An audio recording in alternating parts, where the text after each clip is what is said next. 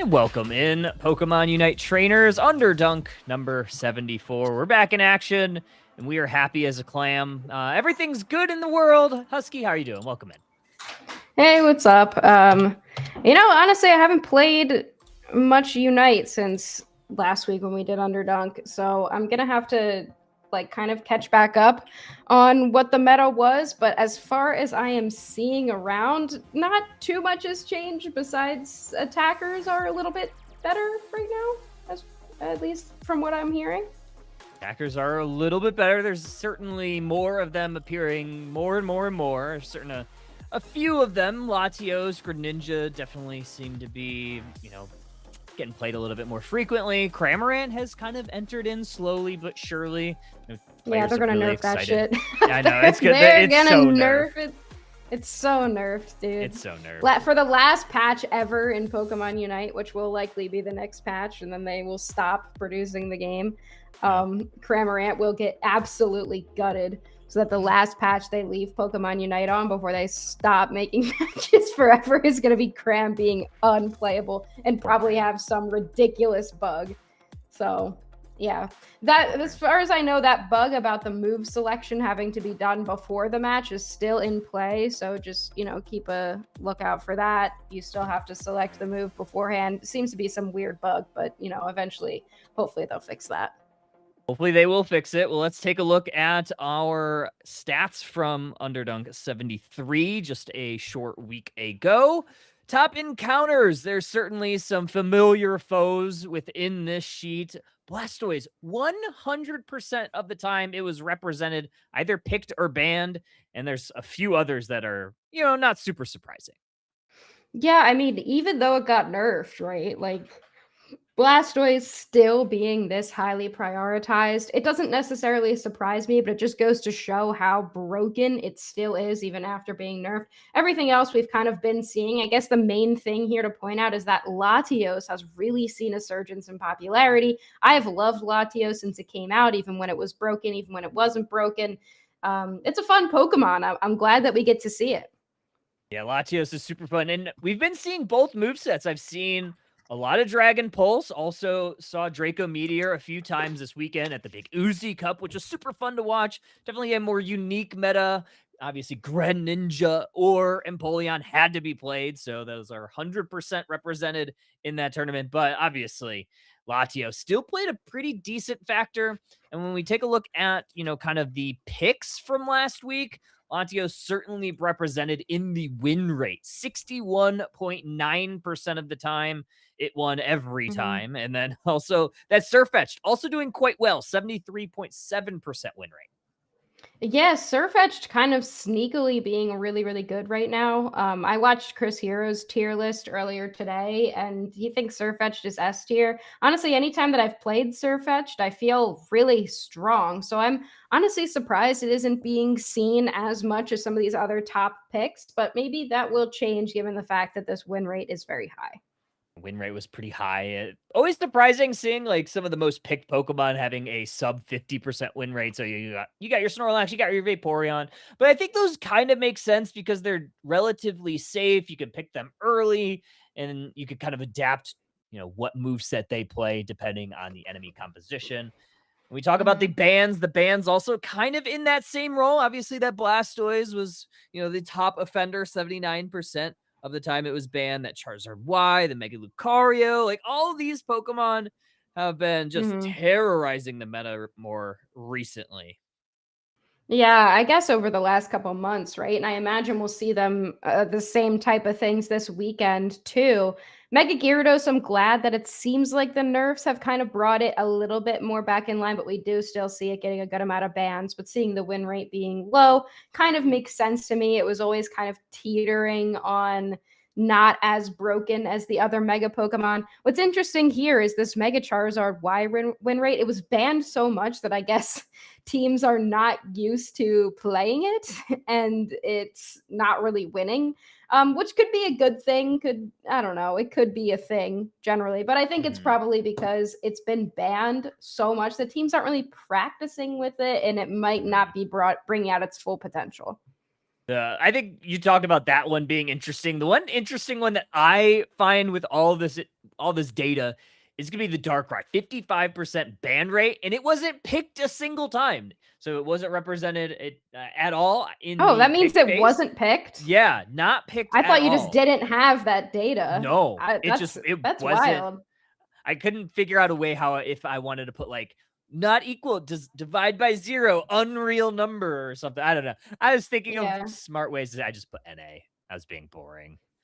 Yeah, no, I think that actually that makes sense. I just thought that you might not have the data. But yeah, the Darkrai, it's an interesting one. I guess we'll see if it's still being prioritized in the ban slot, but I guess that means it's kind of a wasted ban. But let's take a look at our map selections. Almost even here in terms of the Groudon and Kyogre, and still Rayquaza only 3.7%. I don't think that teams are really going to be picking much of Rayquaza.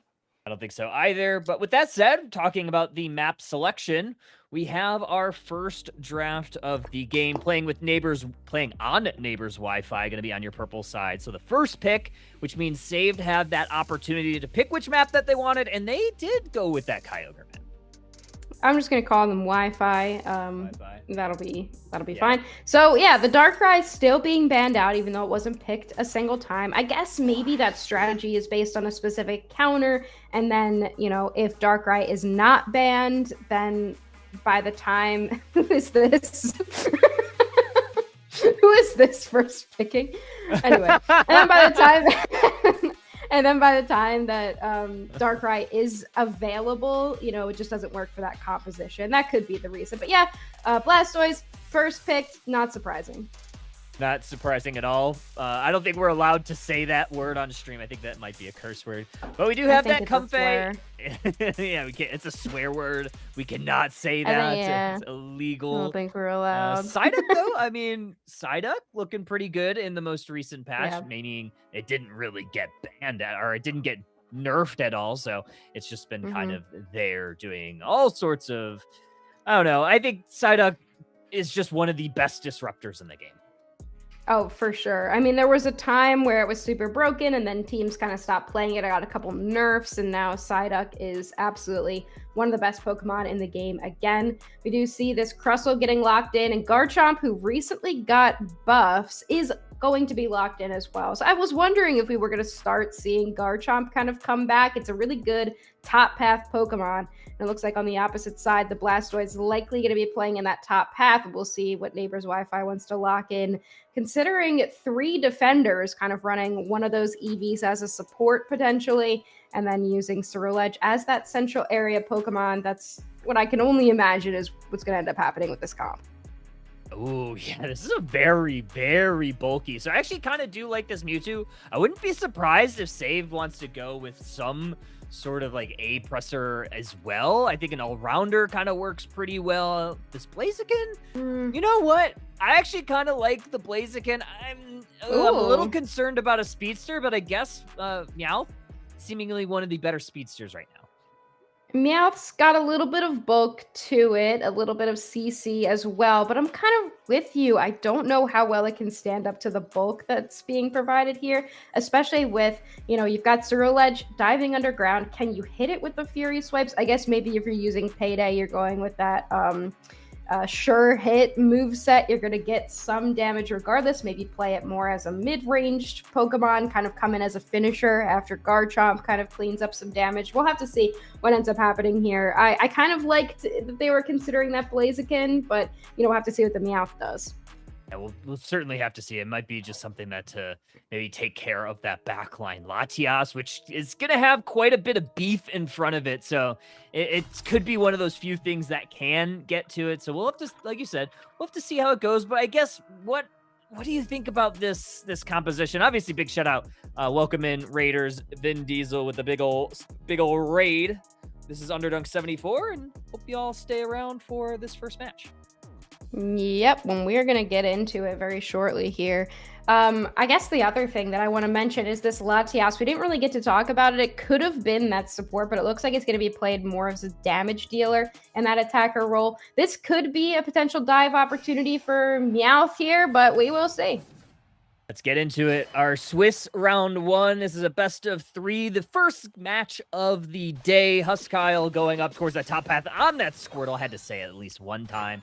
And it's going to be that Ceruledge into the central area for Wi-Fi. Yeah, that's a really good central area Pokemon as well. I mean, it's at that level 5. It's got a really strong early game, really strong central area gank. And Psyduck looks like they're going for a bit of an invasion, trying to see down here for saved if they have an opportunity to get some secures. Already Latias proving to be pretty good with that early game secure. Psyduck not making out with anything just yet, but help is on the way. Help is going to converge on this little duck. Squirtle coming to the rescue, allowing this poor little Charcadet to try to just take the rest of its central area Pokemon. And honestly, this Squirtle's doing a really good job of just kind of drawing the attention of the duck and keeping them away from those wild Pokemon. Yeah, that's a lot of damage too for that Squirtle early, but the Meowth has arrived as well, level 5 for that Pokemon. Ceruledge also has that level 5, so far the Psyduck, all they're doing is wasting time. That's still really solid, especially if you're playing support. You know, you're not really trying to get experience, you're just trying to disrupt the enemy, but they are being disruptive again here. The Headache Gauge Pop saves them for now. Now it's 3-on-3 in the top. Oh, this Gabite might have just gotten pushed a little bit too far from this Squirtle, who has to burn that eject button. Garchomp gonna get away to safety. Meowth is on hot pursuit, and they are gonna take out the Squirtle in tow. Here comes Ceruledge to go against the duck. Another Headache Gauge is gonna keep them along with that Confusion Stun, and this Psyduck gets away very, very narrowly. Yeah, we're just showing why Psyduck is absolutely busted, right? As soon as you're about to take it down, the Headache Gauge pops, huge shield, pushes everybody away. It just does so many things. Same with the Meowth passive as well. You just get free held items. So far, so good. It does have that payday move as well. Gabite now trying to chip at this Vaporeon. But with this Meowth, it has payday, so it can play from a little bit further away, and Saved is going to run into the central area of this Ceruledge once again. They're just going to continue to try to put pressure on these buffs, likely going to be able to take this red buff. Nobody can really do anything on Neighbor's Wi-Fi right now. 3 members invaded into the central area of Wi-Fi, and now looks like teams are going to kind of scuffle in the central area. Regidrago's still up. 3 on the Psyduck, still very low. Finally gets sliced down to size by the Ceruledge. They lose that War Turtle, and now this Meowth, along with the Crustle, going to put up a wall. Mewtwo comes in, and that's a double KO for the Crab. Just really well played early game by Saved. I think that they got what they needed off of that invade, and that was space and some experience for the rest of their Pokemon. Now with the bird spawn in that bottom path, look at these rock tombs from Crustle as well. Running in on this Latias will push them into their own goal zone, but it doesn't matter because the Mewtwo Y has Mega Evolved. They're going to take a couple KOs. Ceruledge does get one. Has to use their eject button, though. Ultimately, Saved doing really well in this fight. Bitter Blade. Oh, that's a bitter ending for Ceruledge, who goes back to the Pokemon Center. Now this Meowth, along with the Gabite, trying to get some of their points in. Muddy Water is going to interrupt that score from happening. Both of those scores, both 30-point pockets. Now this Vaporeon, along with the Latias, going to try to take down this Gabite, who barely gets to the tall grass. Are they going to be able to get out? They do, Husky. Wow, what an escape there for the Gabite. This Rock Tomb Crustle is absolutely ridiculous. Every single Rock Tomb feels like it's adding so much value. It provides enough spacing, some vision as well. Crustle is getting collapsed on here. Huge X Scissor, and then here comes the Meowth with the Unite move to take down the Vaporeon. Saves is on fire. Old Coin Barrage still going in. There's that Revenant Ren. Meowth goes down, and now Ceruledge put their attention onto the Psyduck. Bitter Blade going to try to slice through another Phantom Force, another boosted auto. The wound damage, though, is going to be the thing that takes down the duck. Good dodge there once again from Falcon. Garchomp has access to their Unite move. They could potentially use it. Crustle sectioning off the fight. Throws down the Rock Tomb. Regieleki now nearing halfway. They're going to engage. Good play. Foul play from that Umbreon. Stunning up a couple. Finally, we get the Unite move from the Garchomp. They're going in. They're taking out the Ceruledge. They take out they take out themselves. They go down to the Vaporeon. A Unite move from Latias is going to take down another. No way! What a steal there from the Mewtwo. Comes in with the Infinite Cybern from the top path, and we'll take down that Regieleki. I mean, after Neighbor's Wi-Fi wins that fight as well, I guess they got to consider getting their own Wi-Fi to play on. Not able to time that secure well enough to avoid the Infinite Cybern. But that was such an interesting fight, and I want to kind of go back to that Meowth, because as soon as the Meowth gets caught by Ceruledge, it's basically done. but there's not really enough damage on the rest of the squad to do much of anything to the Meowth in the meantime. So I think that it could be really valuable, especially with the way this Crustle has been setting it up. That being said, Neighbors Wi-Fi clawing their way back here. No points were able to be capitalized on from that Regieleki. Steal, though, going to be earned from save. That's going to be a big objective. Wait, no! Neighbors Wi-Fi stole that away from them! Holy. Yeah, that was Reggie stolen by that Blastoise. They were able to hit it with the Hydro Pump. And I mean, it seems pretty evenly matched right now. I would say that Saved was definitely rocking that early game. Huge eject button away from that Revenant Ren. And now Cerulege in a lot of trouble. They will go down. Oof, yeah, Vaporeon also going to try to escape. Meowth. I mean, Save definitely loved trying to rip that Reggie Steal away from Wi-Fi, but again, that Blastoise, criminal behavior. I was like trying to click the button, and by the time the button was clicked, Blastoise had stolen it, so I clicked the wrong button. There's 4 now in that top path. Blastoise can't really do too much of anything, especially the Meowth Unite move comes out. And once again, Save putting pressure on this central area. Cerulege just hasn't really been able to do much of anything. So many stuns there. Meowth ultimately will pick up that KO, but Blastoise in a great position for a Hydro Typhoon. They will use it. Knocks up 3. Knocks up 3, eject over the wall. Crustal's going to pay a little bit of exception to that. Going to Exorcise them back. Umbreon able to take out that level 13 Meowth. That's a big KO timer, 20 seconds. And now Crustal in a little bit of trouble. Going to get sliced by the Cerulege. Mewtwo going to Psy Strike a couple, and they are going to get back to the safety of that T1 goal zone. You know, at this point, I'm really not sure which team I think is ahead. I mean, you do have level 13 on that Meowth, but Neighbors Wi-Fi has been winning a lot of these fights. Latias very silently been getting stacks kind of off screen, and they're nearing their level 12 as well, which is all you need if you're Latias. Now moving up on this Crustle, which I think has been the ultimate decider for Save so far. This thing is just ridiculous. 3-minute Unite move for Meowth. There should be fine. I think they had an energy amp on, if I remember correctly.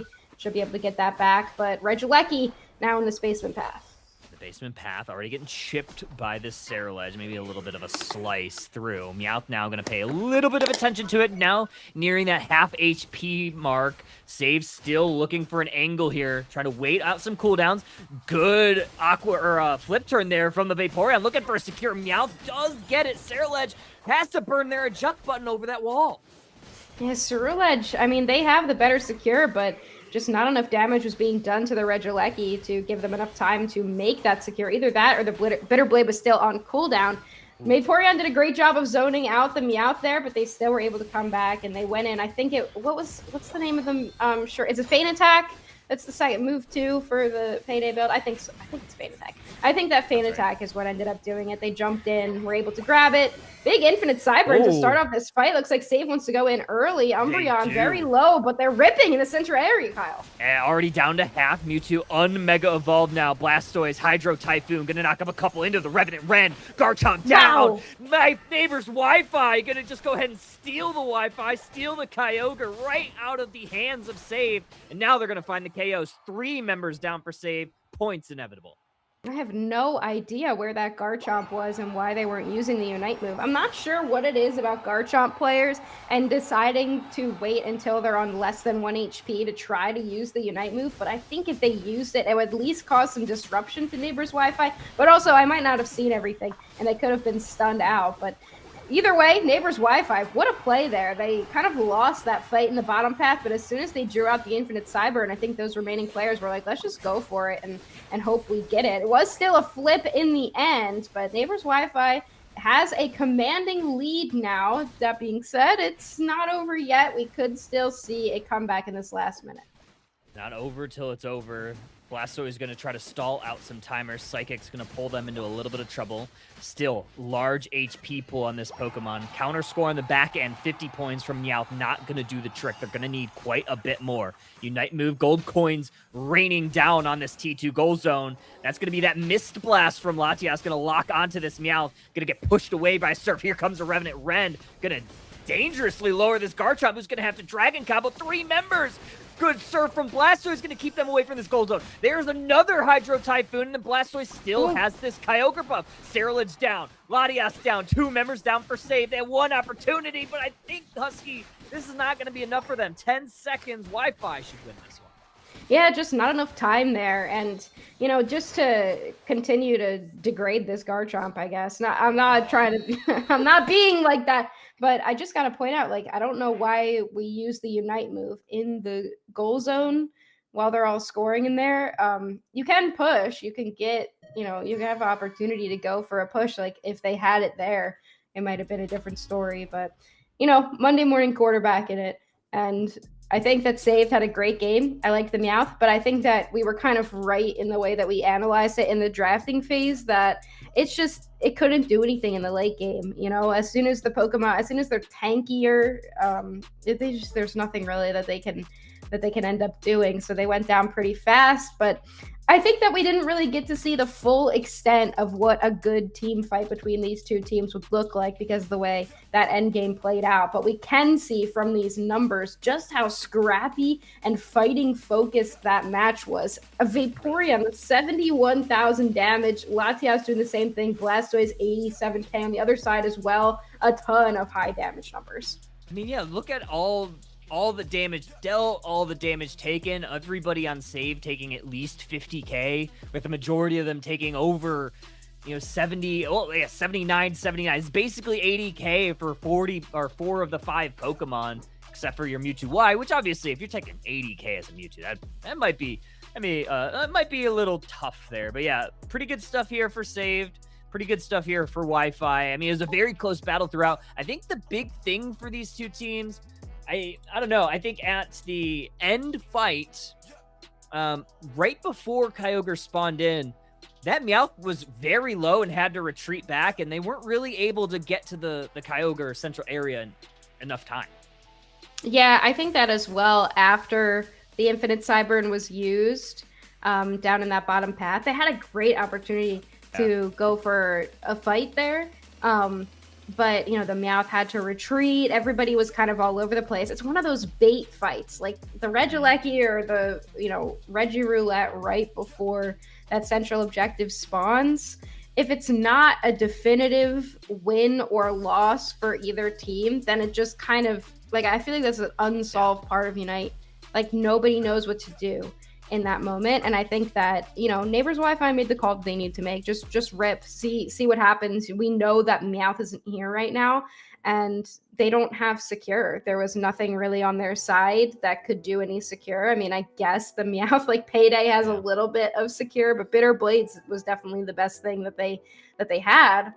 So you just got to kind of, go for it, hope for the best. I think it was a huge, I guess not mistake, but unfortunate thing that the Garchomp couldn't get their Unite move out, because I think that it would have distracted with enough time to potentially make something happen there. But I think this is a really good set to start off this tournament, because these two teams are going crazy on it. I lost what I was gonna say, but that, I love how, like, I had something to say, like I had like something clever, and then I lost it, and my default is go crazy on it. Go crazy. I feel like that says a lot. It's like the Michael Scott from The Office. Sometimes I start a sentence and I don't know where I'm going with it, and sometimes that's half of casting. That's what casting is, though. Yeah. Like, I feel like half the time people are like, how do you be a good color caster? You just gotta be confident enough in what you're saying when you start the sentence, and then let it take you where it takes you. Yeah. I think you gotta be I think you just, like, you gotta be an air sign, probably. But yeah. That's okay. So air sign. And yap and make things up, and then convince yourself that you're right. Anyway, so basically, I'm lying to you most of the time. Let's get into our draft number 2. We're seeing similar bands, except this time it looks like the Meowth on the chopping block and the Vaporeon as well. Yeah, I think the Meowth is a fair ban. It definitely, if Wi-Fi didn't have 3 defenders, it would have, I think, just been perfect. But when you have those 3 defenders, it makes it very tough. So now, I don't think that they're going to likely take 3 defenders, so go ahead and ban that, and that should keep your attacker Pokemon maybe relatively safe from being dove upon. We'll see kind of how this draft gets lined up. There are a lot of good Pokemons available. I think maybe Psyduck would be a great first pick here. Blastoise obviously still available. That's the way we're going. Yeah, so I mean, the Blastoise being first, I gotta assume that's what teams are going with. It does leave Psyduck to the other side, and I would like to see it instead. Mega Charizard, or not instead, because Psyduck is also here, but we will see Mega Charizard Y this time. Blastoise gets taken away.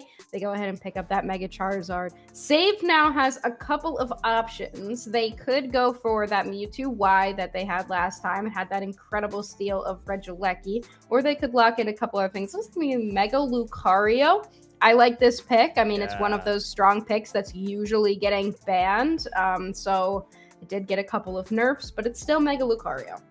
Still Mega Lucario. I think it was Chris Heroes posted a clip of Mega Lucario recently, and it was just like, yeah, despite getting nerfed, a few different times over the course of the last couple months, this Pokemon's still top tier. It has so much utility. It has kind of a lot of agency to play however it wants once it gets that level 9. You can full rip something, has great secure, so it's just really tough to play into. One thing I do love seeing on Neighbors Wi-Fi is going to be this Latios. It's something that we saw a lot this past weekend and on Underdunk 73, so it's kind of continuing its reign of terror. What a comp we're seeing from Saved. We've got the Gengar, which absolutely obliterates this Latios, by the way. It demolishes it. And then you have this Decidueye, which is currently set up for Spirit Shackle. So I really like this Mimikyu into it. Even though Mimikyu's been nerfed, I still think Mimikyu is pretty ridiculous. So if it can get on the Decidueye, I feel like these two, well, I guess, I was going to say 2 speedsters, but Mimikyu, technically an all-rounder, but kind of playing in that speedster slot. But the Gengar and the Mimikyu, these 2 ghost types, are going to kind of be like swapping attackers, I feel like, throughout the game. I'm not sure that we'll see the 2 of them fighting each other as much as we'll see them trying to target down those backliners. Yeah, I think that's going to be, it's going to have to be what they do, right? Because Decidueye, when left unchecked, can be an absolute menace, especially in this composition. Same with the Gengar. If this Gengar goes like unchecked, same with the Latios. Like, if it gets all of its stacks up, it's going to be really tough. We'll see if this Gengar can, one-shot some of these Pokemon. I do worry about this Charizard Y as well if I'm saved. There's just a lot to think about here. Do we think that this Gengar will go with Hex here, or I feel like Hex has been the build, but I could totally see a Dream Eater if you're just trying to target down this Latios. I guess we'll see. I mean, Hex is always good into something like Slowbro and Psyduck just because of how fast it can rip down, but I think that's something that Neighbors Wi-Fi is going to have to consider. Let's get into it. Game number 2 of our Swiss round 1. We are going to have this Rowlet head towards the bottom path along with this Squirtle. So first partner Pokemon going down there. It's going to be this Mega Lucario Hoopa up in the top path along with the Ghastly in the central area for saved. Yeah, I love that skin on the Slowbro, or not Slowbro, on the Blastoise, the little glasses on it. He's just a cool dude. You do see the Decidueye grabbing a couple of early secures, but the Slowbro gets their own safe experience, and then Lucario looking for stacks, not able to make it happen. I mean, it is going to be difficult into something with a lot of tick damage like this Charmander, but for the Charmander, it's kind of equally as difficult because that is not a very good laning Pokemon. I imagine we will see Mimikyu come up to the top path to try to help them out. Lucario definitely needs some leveling too, and all those Natus did go the way of Neighbors Wi-Fi, as well as this contested Bunny up in the top path, but Haunter up for an early gank as well as the Mimikyu. 850 birds up, Haunter gonna break that Mimikyu passive. It is Dream Eater as well, so looking for that single target focus move to just delete Pokemon one after the other. It is going to jump in here. Not really able to make too much happen. That's 4 members of Saved against 3 members of Neighbors Wi-Fi. We're just going to back off. Probably a smart play. We do have Hyperspace Hole on that Hoopa for very easy rotations. I kind of like that they didn't use the Hyperspace Hole to transport that Squirtle up.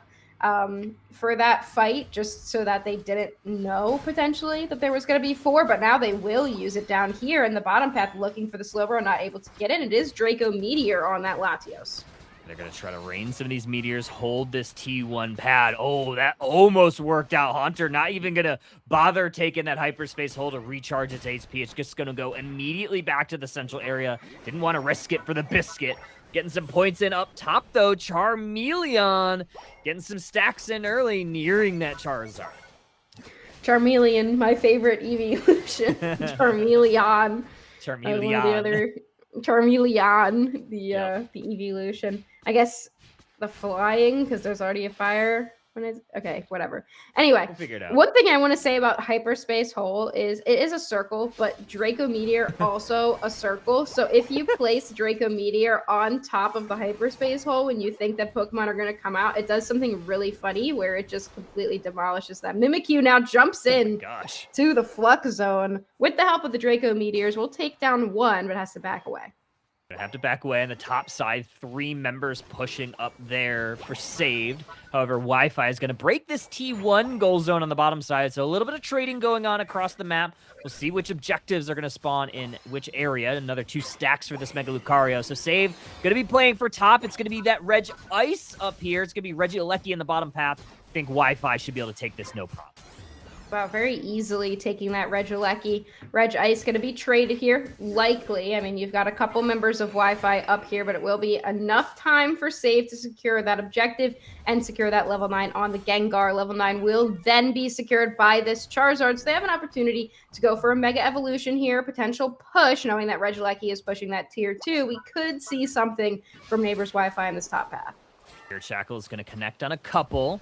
More defense here for save. They're going to try to hold on to this. That one misses. There's that Seismic Slam from the Mega Charizard Y. Going to pop that Mega Evolution. Hoopa goes down. Going to set that big old Blast Burn right on the portal. Make sure no one gets there. But, oh, man, the Spirit Shackle into the Lucario sends the Charizard back to the Pokemon Center. The Spirit Shackle out of the Hyperspace Hole, by the way. The second they came out of the Hyperspace Hole, they immediately popped the Spirit Shackle. Pop them out of the sky, and they will be able to get that 30 points. So a 24-point overcap, not too bad there for them. It won't put them in the lead, 146 to 104. Both teams are likely just going to back off here. This Gengar needs some experience. It needs to try to stay ahead. It is wearing 3 different pairs of glasses, and I'm not sure how many stacks it has on one of them. Another pair of glasses, maybe more cosmetic for this Blastoise. I don't think they're actually stacking, but 30 points in for the Gengar. However, they're going to get met by 4 members of Wi-Fi. Headache Gauge pops into the Draco Meteor, just absolutely obliterated that ghost. Send him to the cemetery that is that Pokemon Center. Another Spirit Shackle is going to connect on the Defender Supporter combo, and now Wi-Fi is playing for position for this basement objective.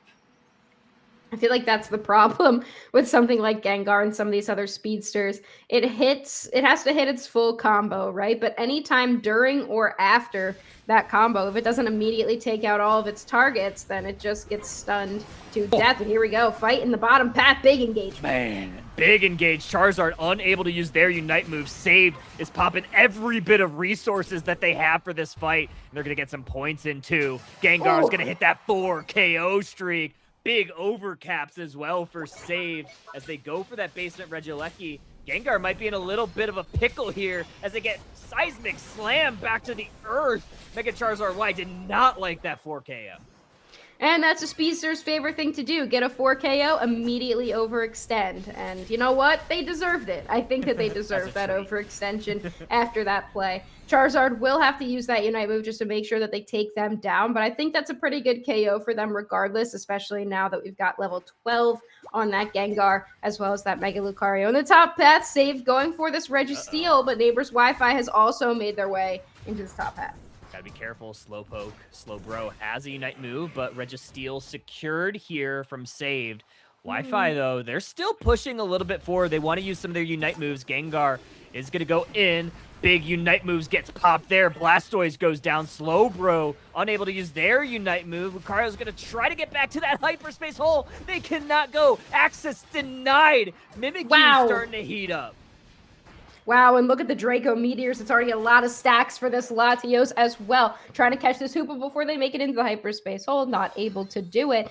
But Gengar, though they did get a pretty good engagement on that Charizard, I think we're now starting to see just how powerful these Draco Meteors are, especially in this later part of the game when they have a lot of stacks. So it's really going to be up to this Gengar, potentially this Decidueye from the back as well, to make sure they take down this Latios before it can do a ton of damage, because as we're seeing, it doesn't necessarily need levels.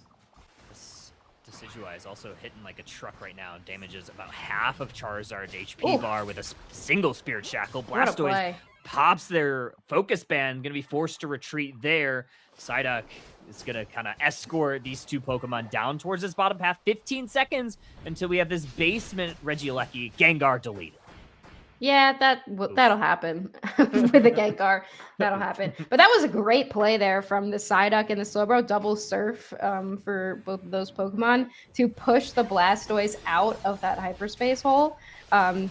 Great play for them to be able to do that. They pop the Blastoise focus bands. That's going to be one less resource that they have. But Save catching this Slowbro right before the end game here. They will be able to make it back in time, and they will respond in kind by taking down this Hoopa, but the fight seems to be off already, Kyle. Yeah, Charizard uses their Unite move, but Decidueye, pretty safe Unite move there. Blastoise pops their Unite move, misses everybody and their mom. More Draco Meteors falling down. Mimikyu's going to play with me, reducing some damage. It's going to be that full power Sai-Ai. Mimikyu on the retreat. They go down. Slow beam onto the Gengar, but they get away. Trying to go for the Latios, but they're going to get caught in a blender. Surfs up, and oh my gosh, the Hoopa saves them with the hyperspace rings unbound. He goes backwards. Decidueye caught in no man's land. Gonna get caught between Charizard and a Surf, and they are likely going down. Flamethrower sends them back. Hoopa dangerously low. They go down. Gengar gonna have to retreat.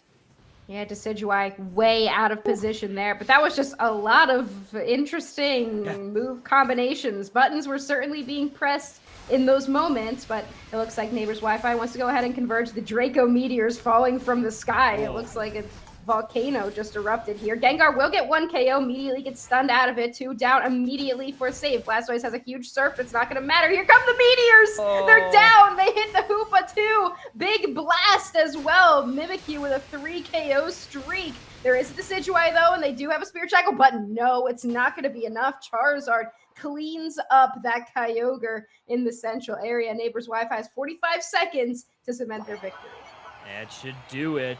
50 points, double it, make it 100. 366, 207. 35 seconds remaining in this one. Save's going to have to fill some pockets and traverse the map. It's going to look very unlikely here, so it should be Neighbors Wi-Fi that's going to move on as a 2-0 victor in set 1.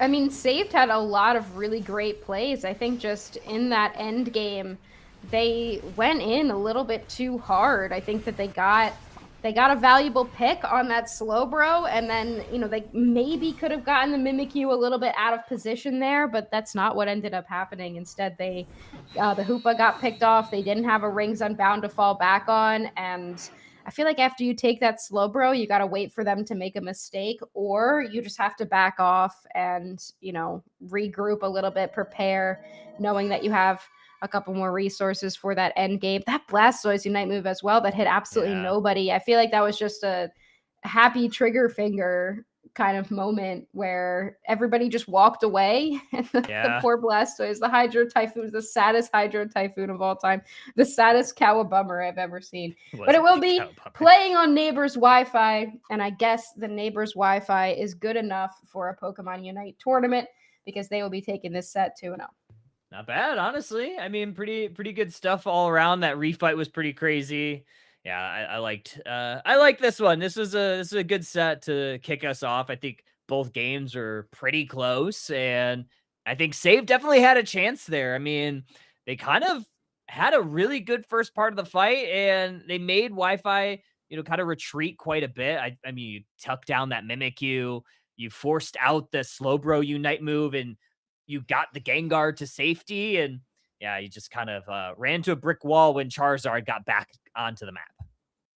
Yeah, that was kind of Charizard Still Yeah. broken, it looks like. Still I don't even know. broken. I have nothing else to add. Charizard's still dumb. And I think that the problem here with the speedsters that saved is running is they do a good thing and then they get obliterated for it. So if you can't have return on investment that's going to be greater than what you put in, I don't know if it's going to be the call. The Meowth was really good in the last game and the Gengar Yeah. was really good in this game. But once again, we're just seeing like it gets a KO and then it gets absolutely dusted. And then it's kind of like, well, then what? You know, Yeah. like, what do we do from there? So the end game is kind of really where that ends up happening. Whereas, like, the early game, you know, you get pretty far ahead. It seems really good. You know, Gengar was doing ridiculous damage, but just couldn't end up bringing it home for the squad. But that'll be it for set number. Be casting in our round number 2 of our Swiss bracket. But with that said, we are going to take a quick break while we get that set up. So everybody be around. We'll be back very soon. Grab a drink, grab a snack, and redacted. We'll see you soon.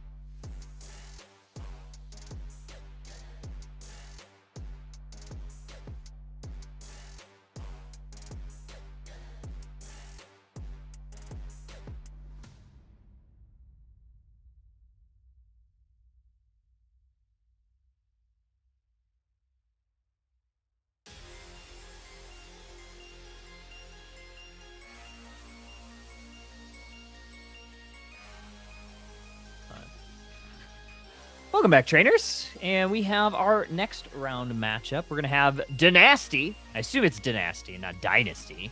Versus Chud 7104. I'm just going to call him Chud. What if it was Dynasty? Dynasty? Dynasty. It's like some person. Dynasty. Like be. some person named Dina. I don't know. I'm not funny at all. It's okay. We can't all be winners. There's only one winner at the end of the night in our Switch format, and we are in round number 2. 7,104th Chud. We'll see. What if it's the... Yeah, I was like trying to figure out what the number meant, but I believe one of the players, it's the same like 4 numbers at the end of one of the players' names. I'm pretty sure that's what's going on, and it's not like code for something. It could be code for something. I don't know. Yeah, I don't know what that one could be. Maybe I'm just not tapped in enough with what the kids are saying nowadays. Me neither. So we'll see. We'll see. So yeah. This is the next matchup that we're gonna have. Do we have information on? Okay, we don't have any information yet. Okay. We have information on where it will be Groudon, and Chud is gonna be first picking. So gonna be setting us up for some success. And I did actually have some maybe insider information. Is that F8D6 normally plays tank, very good Trevenant player. Some accuse him of being a one-trick Trevenant. They are playing jungle today, so they said they were going to win. So Trev jungle, I guess. Watch him play Trev jungle. I guess that's what it means. I guess it means we'll see Trev jungle for the first time ever on Underdunk, and potentially ever at all. I guess. I don't know. I don't think we're going anywhere. Are we going anywhere? I don't know. We might. Who knows? Who knows? Nah. We are going to be starting. We're going to Redacted after this. That's where we're headed. Redacted. Yeah. That's where we're headed. We're totally headed to Redacted. But we are actually heading into the ban pick phase for game number 1 of our round number 2. And we'll see what Pokemon are going to be slotted in the ban phase. And Skeleton Pie certainly doesn't like Greninja right now. I could see that being a very valid first pick. Yeah, that's interesting, though. I mean, Greninja, it's tough to play against. It did get some recent buffs, and it's just annoying. Like I was saying earlier before we started, like, people are going to play Greninja and Decidueye and Cinderace no matter what, so it's just better if they're bad, in my opinion. So at least when I'm playing against them, it doesn't have to suck for me. We do have Mega Lucario also being banned, Psyduck being considered on that ban slot. Wouldn't be a bad one at all, and it is going to be what's banned out. Yeah, Psyduck, Mega Lucario getting onto the chopping block. Dynasty has a few options. I think you probably want to ban maybe Blastoise, maybe Charizard Y. They are hovering that Blastoise. Actually, they are going to just immediately select the Blastoise, so don't even have to ponder upon it any further. Blastoise not getting picked here by either squad. Yeah, I mean, we're seeing these Pokemon being banned that we saw in the last set getting picked up, so it just kind of shows how good so many Pokemon are in the meta that they deserve to be banned. I think we saw every single one of these Pokemon played last time except for Greninja, but it does leave a lot open to be potential first picks. And, you know, we saw Latios previously. We've seen Surfetch'd get banned, and that is going to be what's being picked up here. Surfetch'd is your first pick choice. Fetchington the third. I mean, Surfetch had an incredible win rate last week at Underdunk 73. I just almost went backwards and said 37. That would have been like a couple of years ago at this point. But it performed quite well. I think it was like a 70-something% win rate. I have to go back to the stats screen, but I'm not 1,000% sure. But it worked really well. We'll see if it works here as a first pick option for Chud. We have Vaporeon here, pretty solid. Blaziken is always just a good pick, no matter what they do to it. Blaziken is just a very good and comfortable pick. We do have Cinderace getting picked up, so no Greninja on the board. Instead, we're going to settle on one of the other auto attackers, the Cinderace, and then we do have Crustle getting locked in with that Vanguard Bell. So a little bit of a tankier option of that Crustle. Leafeon as well, love into a Cinderace. But if it is faint, then the Cinderace can dodge an entire Emerald 2-step. It's just about timing, and we'll see if F8D6 has that timing down as a jungler rather than a Trevenant.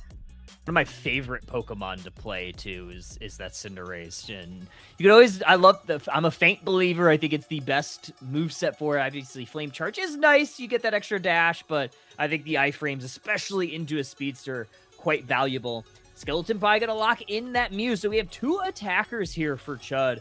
One will likely go into that central area. I imagine it's gonna be the Mew on the bottom path, but you could probably see it on the top path depending on how they want to set up their game. Yeah, it's a very interesting composition here for both squads, but it looks like we are going to be getting this Ceruledge locked in. So interesting comp for Dynasty, whatever we're going with here, Dynasty, because there's just Vaporeon, but no other defender or supporter Pokemon, which to me indicates that we're going to see Mewtwo Y kind of slotted into that supporter role, but we could also just see 4 carries just going for it here, not having to worry too much about supporters and defenders. It's interesting for sure. We'll see how it goes. We'll see. Yeah, Ceruledge, I think, is really strong. I mean, we've seen this quite a bit in the last, 3 weeks. I think it's one of the better all-rounders. Obviously, you have 2 on the side of Dynasty. I don't even know how I want to say it. I don't know, man. Yeah, I don't know. I'm probably just going to continue saying Dynasty because that's what I see when I look at it. But yeah, so interesting composition, I would say, for Dynasty, because just the Vaporeon, that's going to be really their only sense of front line. But if Blaziken can get online here, then that could also be a frontline option. Let's get into game number 1 of our round 2 action. Chud going to be on your purple side. Dynasty going to be on your orange side. They are sending that Mew down towards that bottom path, and it'll be that Score Bunny in the central area for Chud. Yeah, and so the Score Bunny, you need to get it to level 7. It's got to be a Cinderace as fast as possible. Honestly, it needs level 13 as fast as possible because it really comes online later. We already have a KO in the top path. In the bottom path, Dynasty taking a lot of damage as well. Those Electro Balls from Twink Mew down here already doing some heavy damage. We'll certainly see. Yeah, you got to get some last hits here so that Leafeon can get online. Some last what? Some last hits or some last hits? Because it could be either. It could be either. Certainly. Farfetch, still not a Surfetch. We'll get there with that level 5. Torchic trying to get a little bit of last hits. As well. Because they want to get to the bowling. Well, we'll see. Still 0-0. No stacks have gone in, but the bird's getting ready to hit the map. Everybody from Dynasty making their way up to the top path, trying to make this a 4-on-3. And here comes Leafeon. Oh, gets Mime immediately. Oh. Big confusion there. Stuns out a couple. Opens the door for Chud to at least put on some damage. Now it's going to be that Raboot able to take down that Mewtwo Y. So Chud actually getting some value.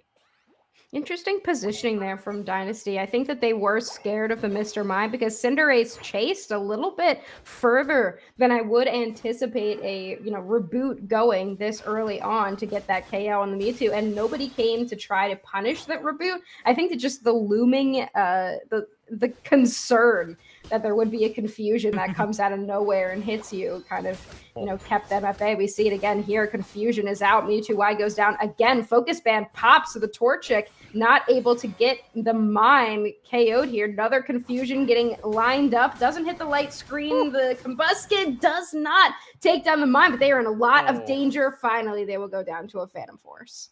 Ceruledge definitely saw the vision, had to get some value, had to get a little bit of revenge for its fallen brethren. Regidrago now getting chipped by both of the Pokemon, both the Speedster and the All-Rounder for Dynasty. Now it's going to be the Cinderace putting a little bit of damage. Mew getting caught between a hard place. Crustle trying to get that last hit. Can they do it? No! Leafeon securing it for Dynasty.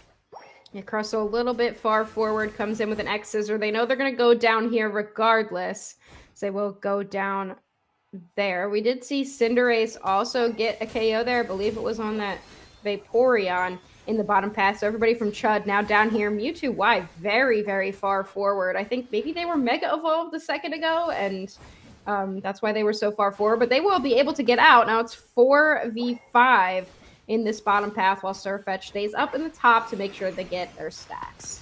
Basement objective is that Regieleki. Cinderace is faint here, so gonna damage a couple Pokemon heavily. Blaziken in that tall grass charges up an overheat, damages a couple. Three-person X-Scissor for the Crustle, doing a lot of lifting. Feint. Oh, the feint is perfect for this Ceruledge, who just barely didn't get that Cinderace. Well done from F8D6. Wow, Trevenant one trick who perfectly timed feint there to avoid the Revenant Ren from the Ceruledge, and now Regieleki will walk towards that tier 1 goal zone. Leafeon doesn't even have a Unite move available just yet. No Emerald 2-step for them, and now some math is going to be done here.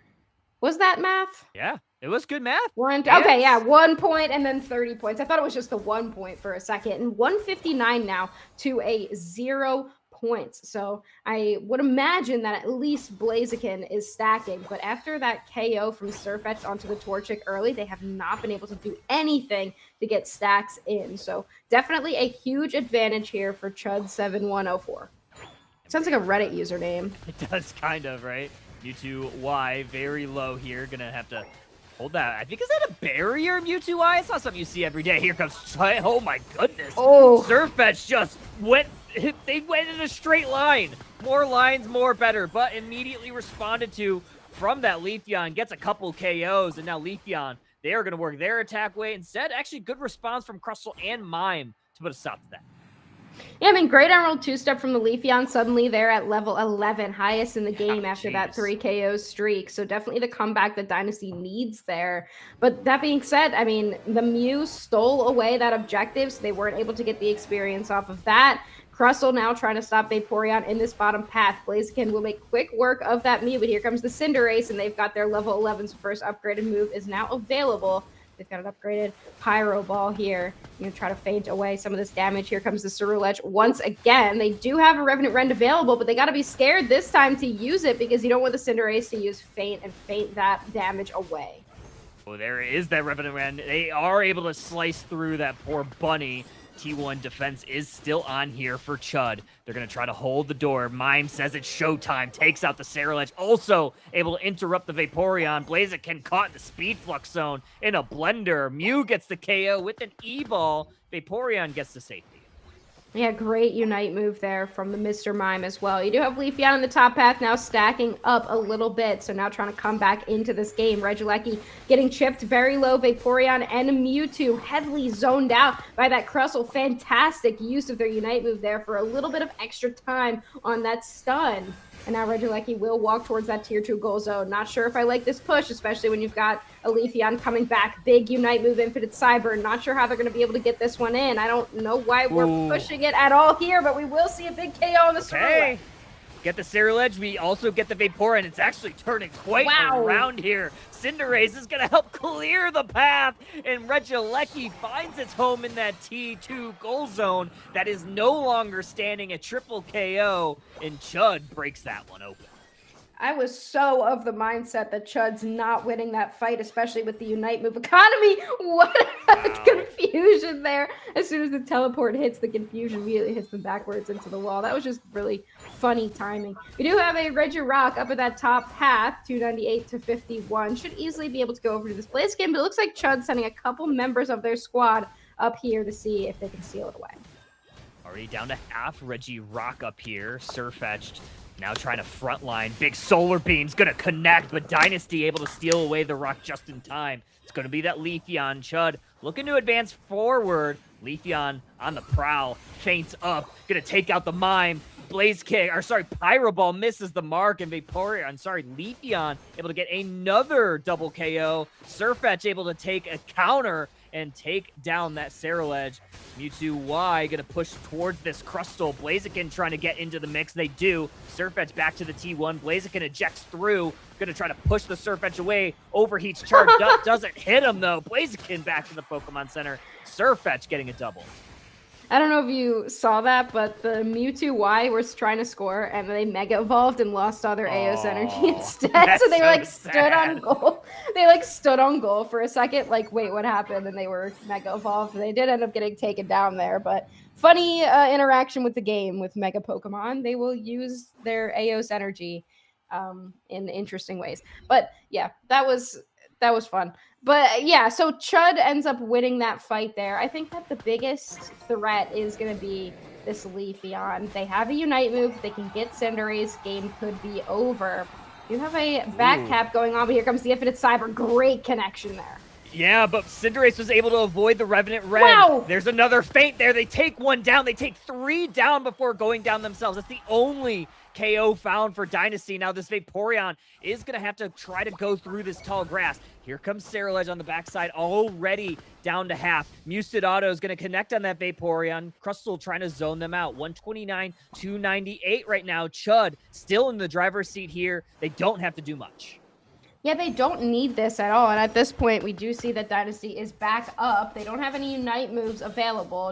No Unite moves at all from either side. But here comes the Blaziken. Big eject button into the Mew. The Mew will be able to run away for the time being. But no, they were caught out pretty badly. We do see Vaporeon go down. But suddenly, this fight, the tables are turning. Never mind, the Cinderace is here as well. It's 2 down for either side, Kyle. Blaziken down to 1 HP, gonna have to go back to base. Leafeon does not have a Unite move. Still, massive lead here for Chud.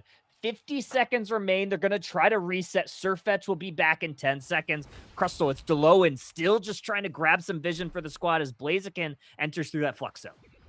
Get the Ceruledge up in the top path as well. We do now have an Emerald 2-step.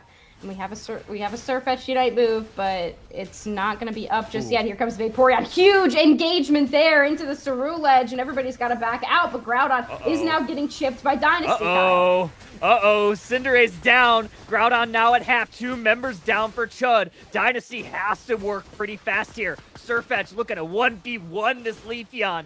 Groudon dangerously low. Surfetch steals it. Chud should be able to take this one.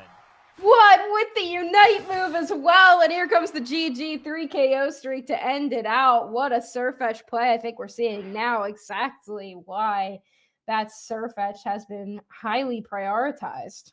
Holy, yeah, Surfetch was just kind of brawling and battling for a very long extended fight. I really like Dynasty's played there, though. I mean, they eventually got that Cinderace. I mean, they used a ton of resources to try to take it down. Unfortunately, you still had to deal with fall on that Surfetch. 12 KOs, 12 assists, and a huge Groudon secure. Yeah, what a game there. I think that, there's a lot of dangerous moments when you get to certain points in the game. And one of them is, the refight at the end of the game. Like, when you have to refight and nobody has any Unite moves and, your team has kind of won, but you're kind of on low HP, that's a really dangerous position to be in, because then you have teams like Dynasty kind of come back and find their way in to pick up a couple KOs. But great playing there from Foul. And FAD6 too, they were able to pick up another couple of KOs. But, I think that the Leafeon was really the kicker for Dynasty, because they were able to target down that Cinderace the entire time, and the Cinderace kind of had 2 huge Pokemon that they needed to watch out for on that Ceruledge and the Leafeon. And 2 things you have to save a Feint for. Feint has a long cooldown. You're gonna hit one of them. Yeah, I mean, I love seeing the Feint. I wish more people would be Feint believers. I think we're starting to see a little bit more of it in the more recent months. But normally when we would see Cinderaces in like UCS, there were a lot of flame charge. But I mean, when you have speedsters, when you have Pokemon that have really big burst damage like that Leafeon, Feint is so great, especially even not just the Feint, into the Leafeon, but also that Revenant Red. You saw it a couple of different times, the Revenant Red, Phantom Force. There's just so many tools. I really like that play. I would like to see it again. And then add a Shedinja doll on it too, while you're at it. Yeah, Kyle and your leftovers and your it. Shedinja doll propaganda. It's crazy. Kyle's dream is to see a leftovers Shedinja doll play, and that's my worst nightmare. Actually, that's not my worst nightmare. My worst nightmare is Top Path Blastoise. And Buzzwole. God, I hate Buzzwole so much. Buzzwole sucks so bad. I know you hate Anyway, Buzzwole. Yeah. I hate him. Anyway, Dynasty they had a really good game number 1. I think they could definitely bring it back in game number 2. I'm not sure about the composition. I didn't like it. I didn't like that we had kind of one frontliner and then everyone else was kind of fighting for experience, so that it made the Mewtwo Y such a non-factor. They had a great engagement there with the Infinite Cyburn right at the start of that Groudon fight, but then just it was not enough. There was not enough that needed to be done with it. I think if you're picking an auto attacker that goes up against Cinderace, it's got to be an auto attacker. You need something else to slot into that supporter role. And I don't like when you have a ton of carries, especially high experience guzzling carries, that they all need a bunch of last hits at the same time. Yeah, I didn't like it. So I think they need to rethink that strategy a little bit. We shall see. We shall see. We have a little bit of information, I believe. We are going to see in our next game. We are going to see Dynasty on that first pick side. We are going to see Groudon once again. That is going to be Chud's selection. So a little bit on different sides here. Same map, though. Yeah, all right, so still Groudon and then changing sides. So we do have an opportunity here for Dynasty to kind of lead the charge on what they want this draft to look like. I wonder what bans we'll see, because there were a lot of Pokemon that were picked in this match that could potentially be banned this time. I don't know what I was trying to get at there. I was like, I don't know why I drew out that sentence so much, but you know. All right, yeah. Blastoise, Greninja, yep. Blastoise, Greninja. Yeah, I mean, I think these both make sense. Alchemy, though, not something you see a ton of bans on. I'm interested if that means that Dynasty wants to... I'm not sure why we're banning Alchemy. Like, who's playing Alchemy? And, like, what are you trying to play into? You know? What does Alchemy counter? Huh. I don't know. Maybe they just want to force out specific bans from Chuds that they have a lot of first pick options, but then that means, you know, if you have Megachar and Psyduck being banned on the other side, you know, you've got Mimikyu as a potential option, you've got other stuff, and now I can't remember anything that exists in this game. You know, you've got a lot of supports, Vaporeon again. Instead, we're going to see the Sirfetch'd come out, so stolen away this time from Chud. Stolen away. Yeah, I love the Sirfetch'd. It looks fantastic in game number 1 for Chud. This Mr. Mime, though, you don't see a ton of Mr. Mime. I think this Pokemon is super fun. I love the choice specs on it, you know, specifically for the early game and the last hitting ability on that. It pretty much is always up with those choice specs. And Mega Lucario, what else can you say? This is an incredible Pokemon, and you know, I think it's in pretty good hands with Fall.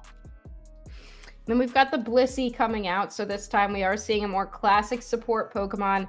Mewtwo Y going to be picked. Chat says that Alchemy is a popular ban in LATAM right now, so just throwing one of the supports off the list, but you know, you can't do it. But we are seeing the Cinderace come back here for FAD6. It's also possible that Alchemy could be good with a Cinderace or something that they were running previously, but we are going to see Umbreon picked up, so either Mean Look or Foul Play is really strong here.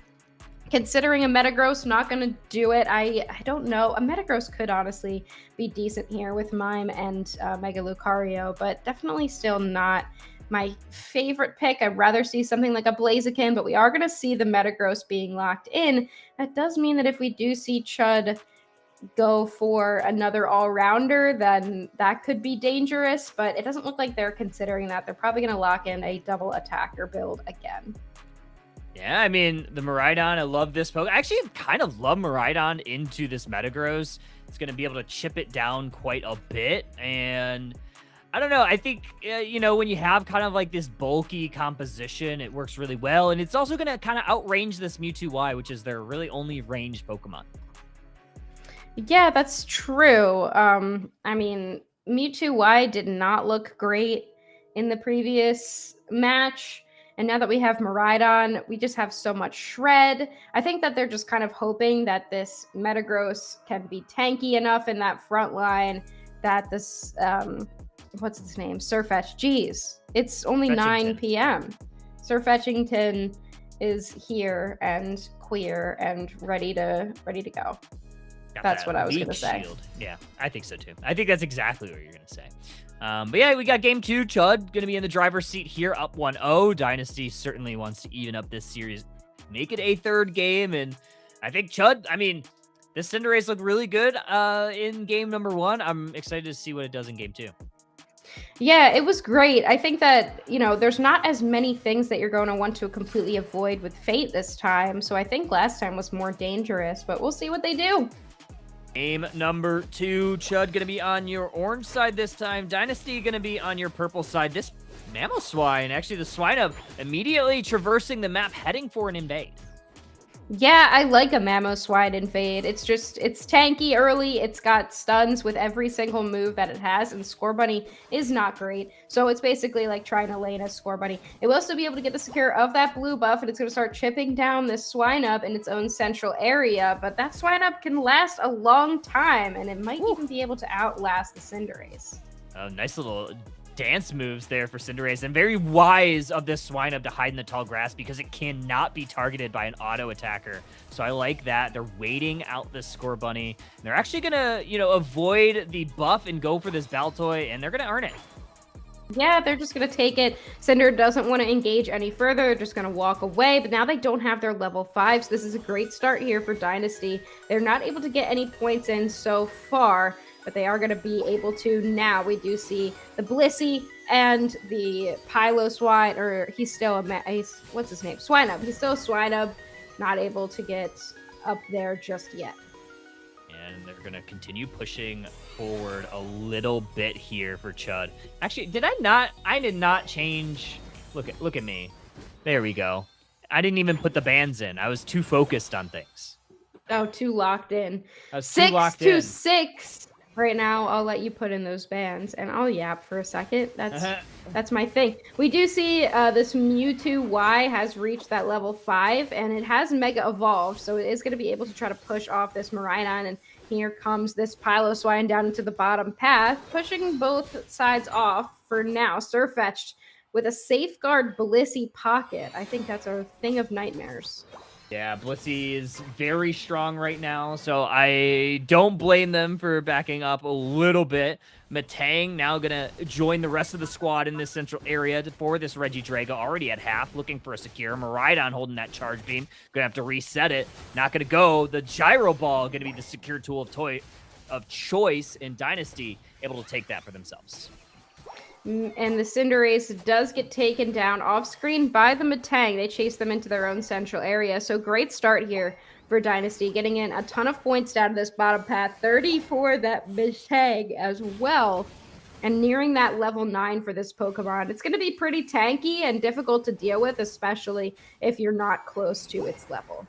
5 points in for this Metagross, met by a mean look, and now going to get converged on by this Miraidon. Gonna sidestep that enhanced charge beam, get away to safety for the time being. Good peel from this Piloswine along with the Mewtwo. Cinderace in hot pursuit, gonna be able to take out that Piloswine, and now it's gonna be Chud on the offensive for this Regieleki. And we do have a Wish Mean Look Umbreon, so full supporting Umbreon, just trying to frontline a little bit for the squad. Nobody is going to be able to get in there. The Matang is going to get trapped in the Mean Look, but it does have a level 9. So if we do see this Regieleki being pushed here, we do see the Compute and Crush come out. Huge engagement traps too, and the Bliss Assist as well will easily be able to take down the Cinderace, but can Dynasty continue the push? They're trying to, but Chud had a good response down in the bottom T1, so Dynasty gonna back off. But Regieleki walks into that T1. We'll see if Chud wants to advance, while the Surfetch was actually able to take away that top Reggie. It looked like it was a Regirock all by their lonesome.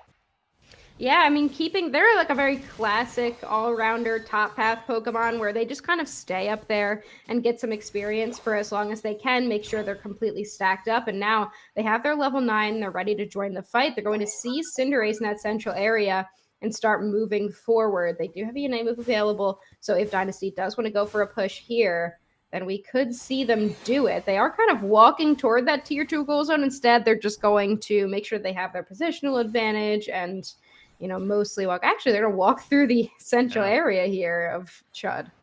A lot of points going in for Chud, actually. 27 from the Lucario, another 5, and then a 37-point. Good counter push, though. That's going to be a 39-point overcap for Dynasty on that T1 on the top side. Lucario staying on the left side of your map just to work that attack way. Surfetch going to stay on the right side map for this Umbreon. Going to dash in, but get pushed away from the Mime. Eventually, 2 Pokemon required to take down that Umbreon.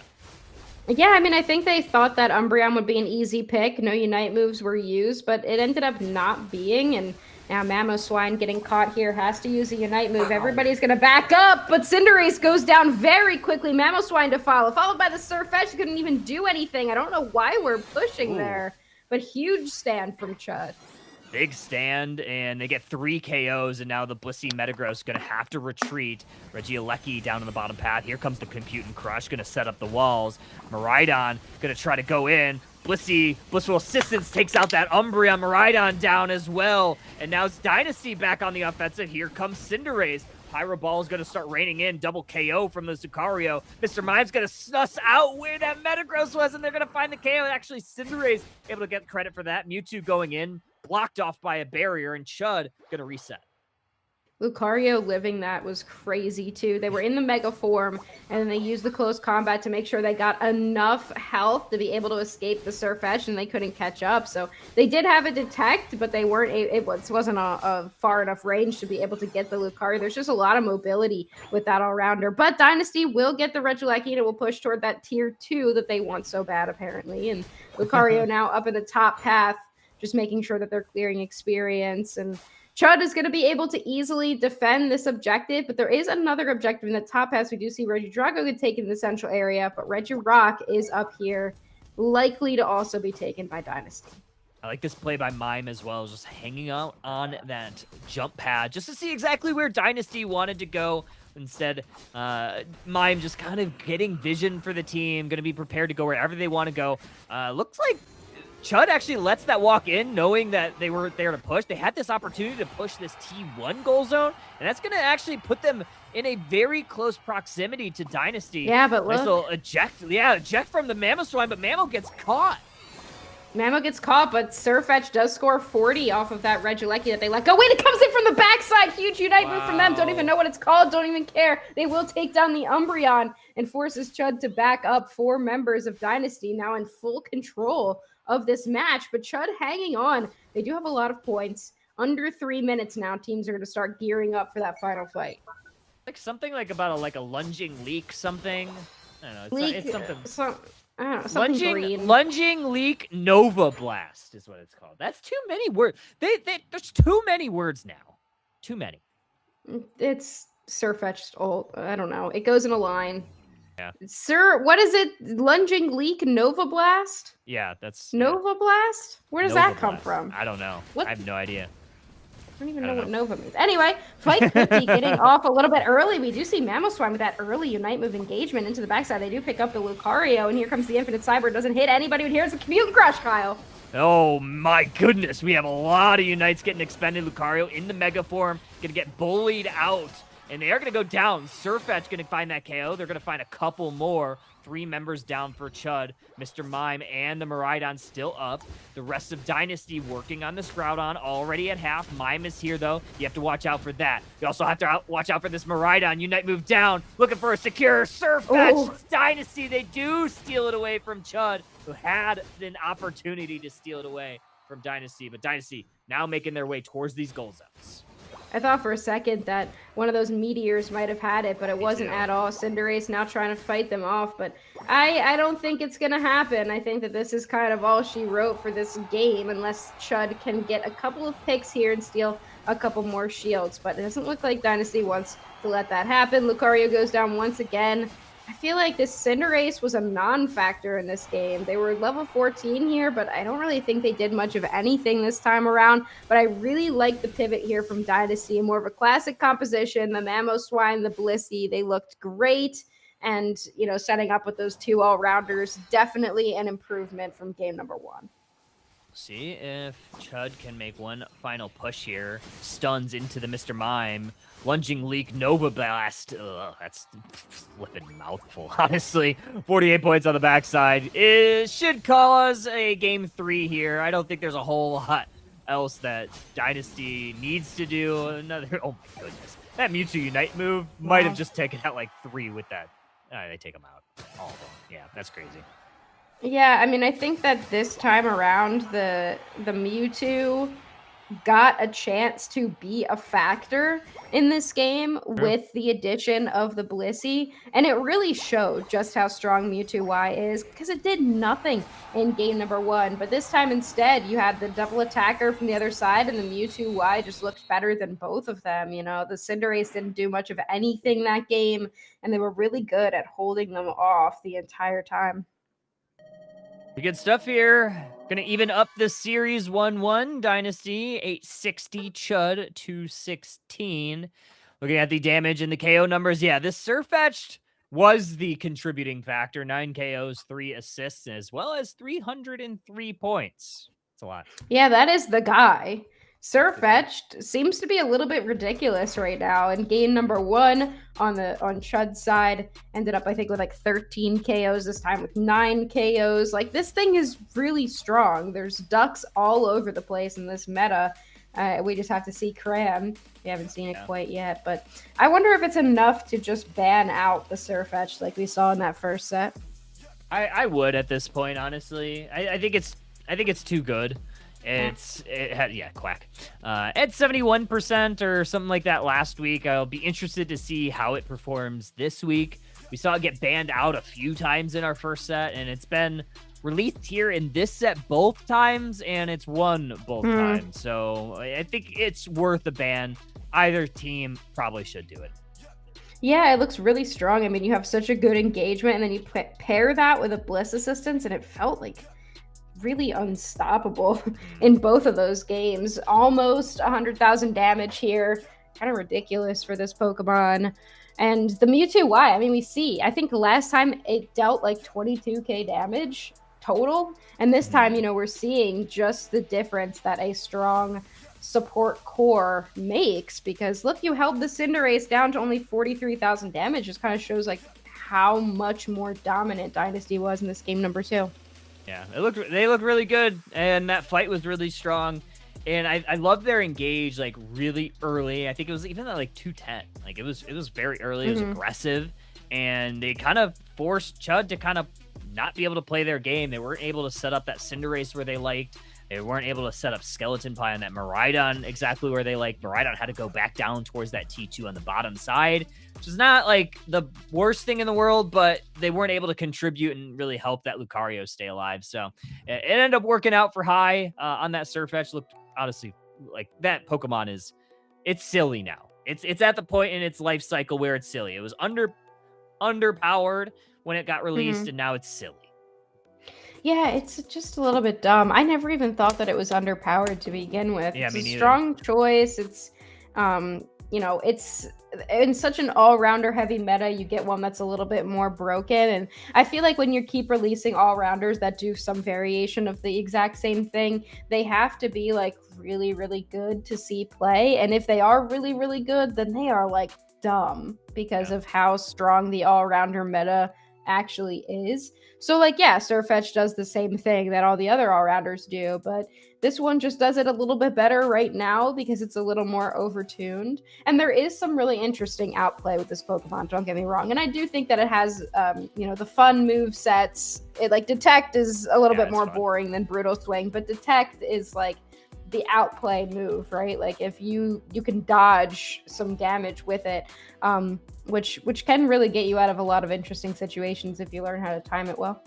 Yeah, it's kind of like that Faint Cinderace almost, right? Like you're able to kind of dodge those big abilities, and you have to use it, you know, sparingly. Obviously, not like the shortest, you know, cooldown timer on it, but very interesting there. And we have a little bit of information for our next set, or not our next set, our game 3 of this set, our last game of this set. It's going to be Chud on your first pick side, so they're going to be on that purple side. And Dynasty chose Groudon once again. So this is going to be 3 for 3 Groudon, and the team that had the option to select whichever they're gonna pick that first pick side. So first pick seems very, very priority here, right? I mean, Yeah. first pick. Yeah. I mean, I think that Dynasty made a couple of good calls there with their bans last time. We were a little confused as to like what they were deciding with their bans, but it kind of put Chud in a weird position to decide which first pick they want to give them. So we could see something like that again, but this time with Chud in that first pick slot, do we just see the Surfetch being banned out? Do we see ban strategies changing? It really depends on how they want to run this draft. Yeah, I mean, they picked it first in game number 1, so I think they're pretty happy if they let Dynasty be the one to ban it, and that's exactly what happened. So that's going to be the first ban. So now you got to be a little bit more tactful of, okay, what do we want to try to pick first, and what do we not want to see out of Dynasty? I think this Charizard Y makes a lot of sense. I think maybe Chud's like lining up a Blastoise first pick, maybe a Psyduck first pick here in game number 3.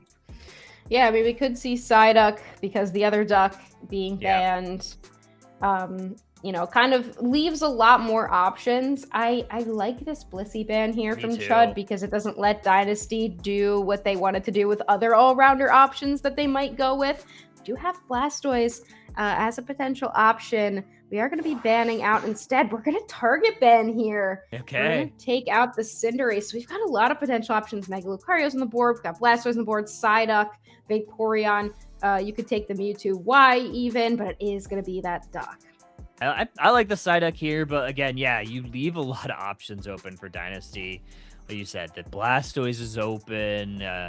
There's just so many options here with these 2-3. I imagine we'll pick the Blastoise. I think that Pokemon's like too strong to just give up. You could also maybe grab an all-rounder here, and yeah, that makes sense. Oh, interesting. Ooh. We are not going Blastoise. We're going to pick up a second pick Wigglytuff. Okay, Wigglytuff. So trying to counter some potential options that Chud could be picking up. Wiggly is a weird one to pick this early because I feel like it gets countered by stuff. But I mean, they're comfortable with it. They've got Umbreon banned out, so they know that they're not going to be getting an Umbreon. Instead, we're going to see the Mega Lucario pick, so no Blastoise still. Skeleton Pie is actually going to take the Inteleon early in the draft. And I like Inteleon to do something like Wiggly because of how long range it is. So if you can poke that Wiggly with a Snipe Shot, then by the time it gets to you, it's not going to have any HP left. Not only that, but you just want to try to avoid getting cute charmed, right? I mean, that's going to be kind of the name of the game. Like, you don't want to be in the middle of a fight and then immediately get drawn to this Wigglytuff. So Chud's going to have their hands full there. You also have to deal with this Mew from long range. So yeah, I think Skeleton Pie will likely go Snipe Shot here. I mean, I could still see Liquidation. I think that move is still really strong, but I love this Mimikyu here from FA-D6. Yeah, I think that the Mimikyu is definitely the call. Still no Blastoise on the board, a non-Blastoise game. I feel like I'm living in a dream right now. But Wiggly, the items make me think this could be rollout, honestly, with the float stone on it. But Sales Sing is really good. But I mean, it's got the eject button. Like, I wouldn't be surprised to see a rollout here. Garchomp rounding it out here for Dynasty. So Garchomp going to be able to deal with that Mega Lucario while it's Mega Evolved a little bit more. We'll just see what Mimikyu ends up going with. I imagine we'll see Shadow Sneak just try to get in that backline, but and do some shred with Shadow Claw. But I don't know. It'll be interesting. Yeah, it's kind of a tough call. I also think, okay, we are switching some of the items on Wigglytuff, so they are having that XP share. We saw it had a float stone at one point, I think a spoon. Okay. So we are gonna see that get changed a little bit. I do think though that we will see an invade. I think this Pokemon is like one of those perfect picks for an invade because of that cute charm, because of its decent last hitting, and it's just kind of annoying when it's still a Jigglypuff. Yeah, I love like playing Wigglytuff because I just run around on less than 1 HP the entire game, and that's just kind of the way that I play. I think this is going to be an interesting one because the compositions are particularly interesting. There's a lot of rip on both sides, so we could see them just looking to, rip and flip objectives. But they also could be looking to rip and flip enemy Pokemon. Let's get into game number 3 of our Swiss round number 2. We are going to see this Mr. Mime head towards the top path along with that Mega Lucario. It is going to be this Gibble solo top path, as Dynasty is actually going for a double invade with their supporter class Pokemon Mimikyu. Going to quickly clear this blue buff away from them. And Wiggly coming in double invade here. And the Mimikyu will just have to kind of back out and let them, I guess. It's always interesting when you get a double invasion because you just kind of have to let them at a certain point. Mr. Mime comes in to try to help, provide some reinforcements here, but it's going to be a battle for this red buff. Wigglytuff going to try to jump in, but it will be the Mr. Mime that ends up securing it. Yeah, red buff Mr. Mime, just as Chud drew that one up. And we do have this Combuskin coming towards the top path, level 5 now, going to push that Lucario into the wall. Jigglypuff gets pushed into the Mr. Mime light screen via the confusion. That is going to stun them up, and we do not have an evolution, but we're going to have a 4v3 up here for Dynasty, and that earns them a majority, the lion's share of that Altaria family. Yeah, Dynasty gonna get a lot of that experience. And I think Chud was just kind of on their back foot to begin with. And now the engagement onto Mr. Mime draws out that eject button. They will have to use Confusion, push back the Gabite. But right now, Dynasty is in a really good spot because they invaded the Mimikyu. The Mimikyu just now taking into level 5, and the Hoopa's going to continue to try to invade here. They do have Hyperspace Hole, so they can easily get out, and it just provides a ton of harassment.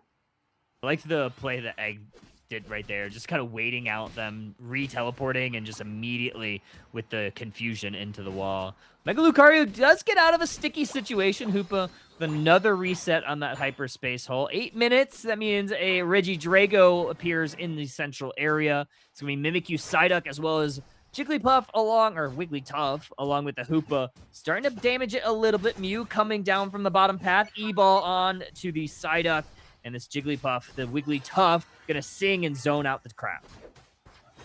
Yeah, Wiggly will be able to get a good sing onto that Psyduck, and that easily will be in the hands of Dynasty. So Regidrago going over to them, and Chud just hasn't really been able to find a way in. We've got level 7 on the Blaziken, but Chud has been able to keep up in terms of levels for the most part, but right now they really need to try to find a way in here. 720s hit the map. Huge solar beam there from that Mew, and the Blaziken is just kind of on right now. They can pull all the birds away, and they kept Garchomp up in the top path too so that the Lucario couldn't continue to get online. But that's a good KO for them up there. Yeah. Lucario will be able to pick up the Gabite and finally start stacking up. A 1v1, 7 points in, like you said, stacks galore with that entire path vacated. Blaziken hiding in the tall grass. Reggie Ice going to be down here for Dynasty, who's already started to chip it down towards half. We have the Psyduck going to try to go for the Hoopa. Here comes the Blaziken engage. Going to hit them with an overheat, but Skeleton Pie going to downtown snipe it up. Huge plays there for Chud. Now that the snipe shot is online, this is dangerous for Dynasty. They have nothing to get into that backline to stop them. And now suddenly this game has been flipped on its head. Chud moving in. We do have the Mew trying to come in, see if they can get this Mr. Mime, but that's just a lot of stuns coming out of the hands of the Mr. Mime and the Psyduck, and points will start raining in here for Chud.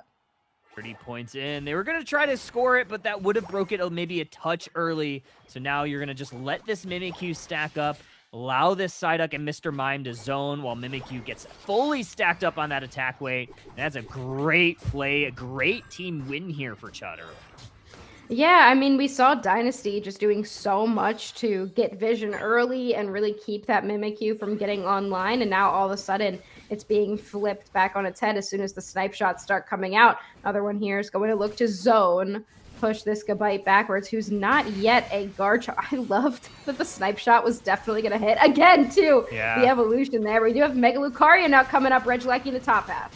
Oh, Mega Lucario, close combat into the Hoopa portal, and Blaziken meets its match. Good play there. Play with me onto the Garchomp just to try to zone it out. And those are some massive KOs. Snipe shot would have connected if not for a mystical Mirage. Mew has to retreat back to that T2 goal zone. Has to watch Chud break that T1. 178-18 now, halfway through.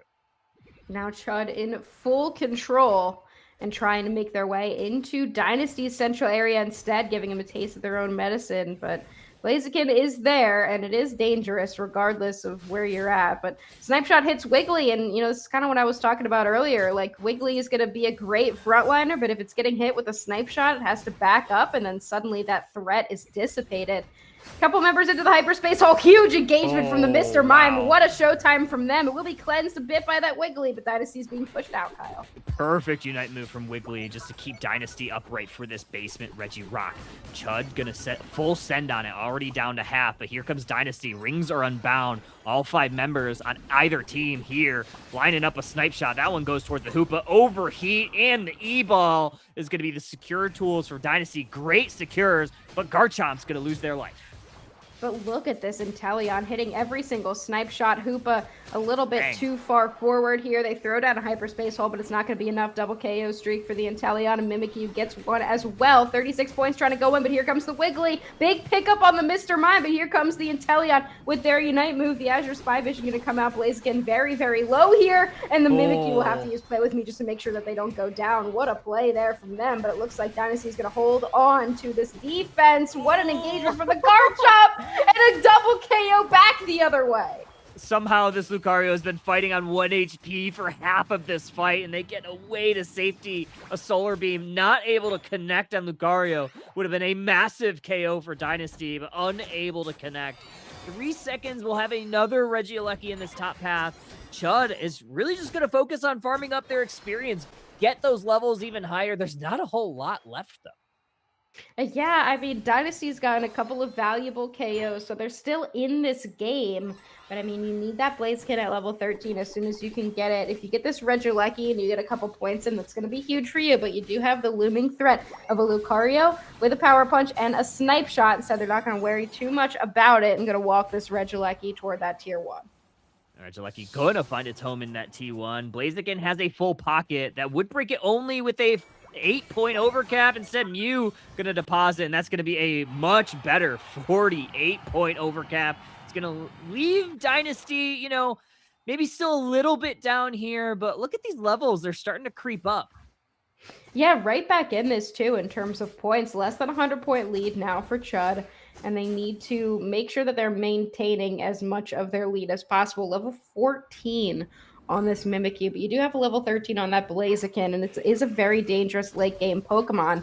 Chud just going to go ahead and give up this Registeel on the bottom path. I'm sure they were not hoping that it would end up being the basement Pokemon that boosts the attack and special attack of the enemy composition. So now walking in, Solar Beam to check on that tall grass there. Snipe Shot will find that Wigglytuff, and already a hyperspace hole has to be popped.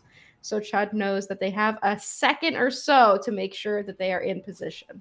And Dynasty not going to return through that hole, instead go the long way. But it is sussed out. Once again, Skeleton Pie hitting the Snipe Shot, connects on the Hoopa. Solar Beam connects on a pair. Mimikyu unable to hit that Shadow Sneak, not going to take that one. And Dynasty forced to fight through this top path. Another hyperspace hole is going to go for a reset. Yeah, just pushed out by this Inteleon, and they can't really do anything to catch it either. Here comes the Wigglytuff, trying to find out where everybody is, but full control over this pit, and Garchomp now has moved so far over to the opposite side that they're going to score here. I believe that's going to put them in the lead. No, just 8 points behind the lead. Wiggly has to use the Unite move. The fight is on, Kyle. Yeah, it's on. Lucario doesn't even need to Mega Evolve, and they took out the support core and forced out that Unite move from Wiggly. So all for naught here. Dynasty still has every other Unite move on the table. So Chud's actually going to go for this Groudon, or at least start chipping at it. Teams are actually playing very slowly. Yeah, close battle right now.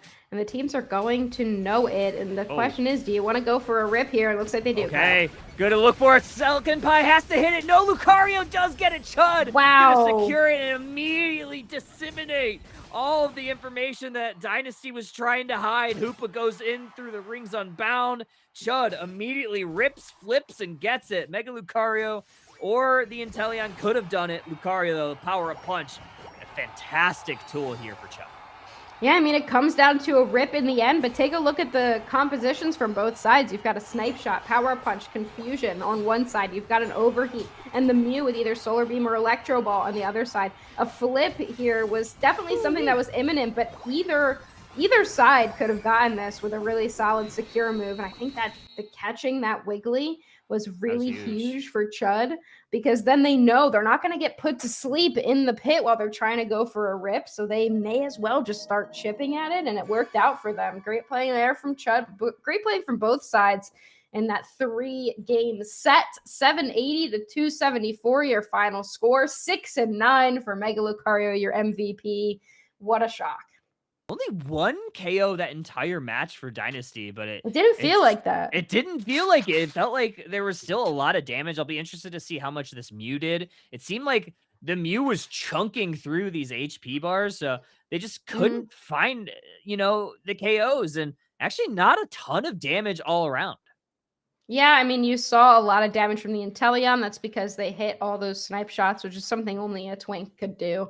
So shout out to Skeleton Pie on that one. So 90k damage there, but otherwise not a ton of damage across the board. And that's just kind of because there was like fighting, but it wasn't long lasting, drawn out fights. It was more just like, oh, I'm going to go in and then I'm going to back out. And then I'm going in and then I'll back out. So we didn't see a ton of damage, but I think like it didn't feel like Chud was that far in the lead the entire time. I think that even if Dynasty were to get that secure, they definitely still could have won that game. They really could. It was in the really middle close. Of stretching, wasn't expecting it. Hey guys, hi, I'll stretch with you. It hurts because I got a tetanus shot yesterday, so my arm hurts. So it hurts to do that. Yeah, that way I don't get lockjaw. Oh, I don't know if you guys. I got this. What is it? Where is it? It's tattoo. It's a moon. I got it like last month or so. Huge. Yeah. And I saw it on my own arm when I was doing this, and I got a little bit scared, and I was like, what's on me? And it's the tattoo that I got on purpose. So that's always nice. Yeah. I always forget I have sometimes. I'm like, whoa, oh, that's my arm. That's fine. We're fine. Dude, I have one on my shoulder. And so because I don't see it all the time, like most of my tattoos are not in my vision, but I would like sometimes look in the mirror and I would like jump a little bit. I'm like, oh my god, what's on me? And then I would like forget that it's like a tattoo, because most of them are not in my vision. I have like a good amount of tattoos, but none of them are like able to be seen all the time. Anyway, so this has been a change with this little one on my wrist, because like I see it all the time. So it turns out if I'm still getting scared of it, I'm just kind of stupid. Alrighty. Well, that is going to be it for Husky. Husky, any final thoughts? Forever. Forever. Oh, no. You're not allowed to leave me. You're not. Hus canceled. Hus canceled. All right. I'll still be here watching. I'm on spring break, so I don't have to like go to bed as urgently this time. But I'm just gonna be watching, hanging out. I'll see you guys on Saturday for the off broadcast UCS matches. So make sure that you're back here for that. I will be doing all of those. That's it. Yeah, come back here. Stay tuned. We got Hyde coming in for the next 2 sets along with myself, so I'll be here. And yeah, follow Husky on all the things and do all the stuff. We'll see y'all Saturday. She'll see you Saturday. I'll see you in a couple of minutes. So don't go too far, trainers. We got round 3 coming up.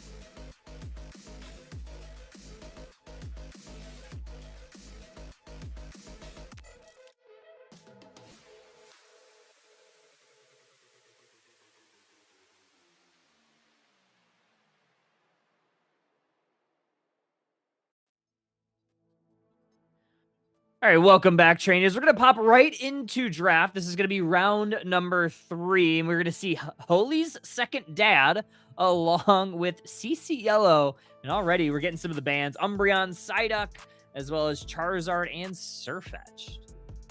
Man, I'm gonna tell you right now, Kyle. Like, I'm not surprised Sirfetch'd hit. After watching that last set, Sirfetch'd needed to be hit. Bro was getting away with way too much. So I'm glad to see CC Yellow is like, all right, it's gone, it's cooked, it's out of here, and we're taking out Mega Lucario and Blastoise to join them. Yeah, a lot of the familiar foes up in that top part of our screen.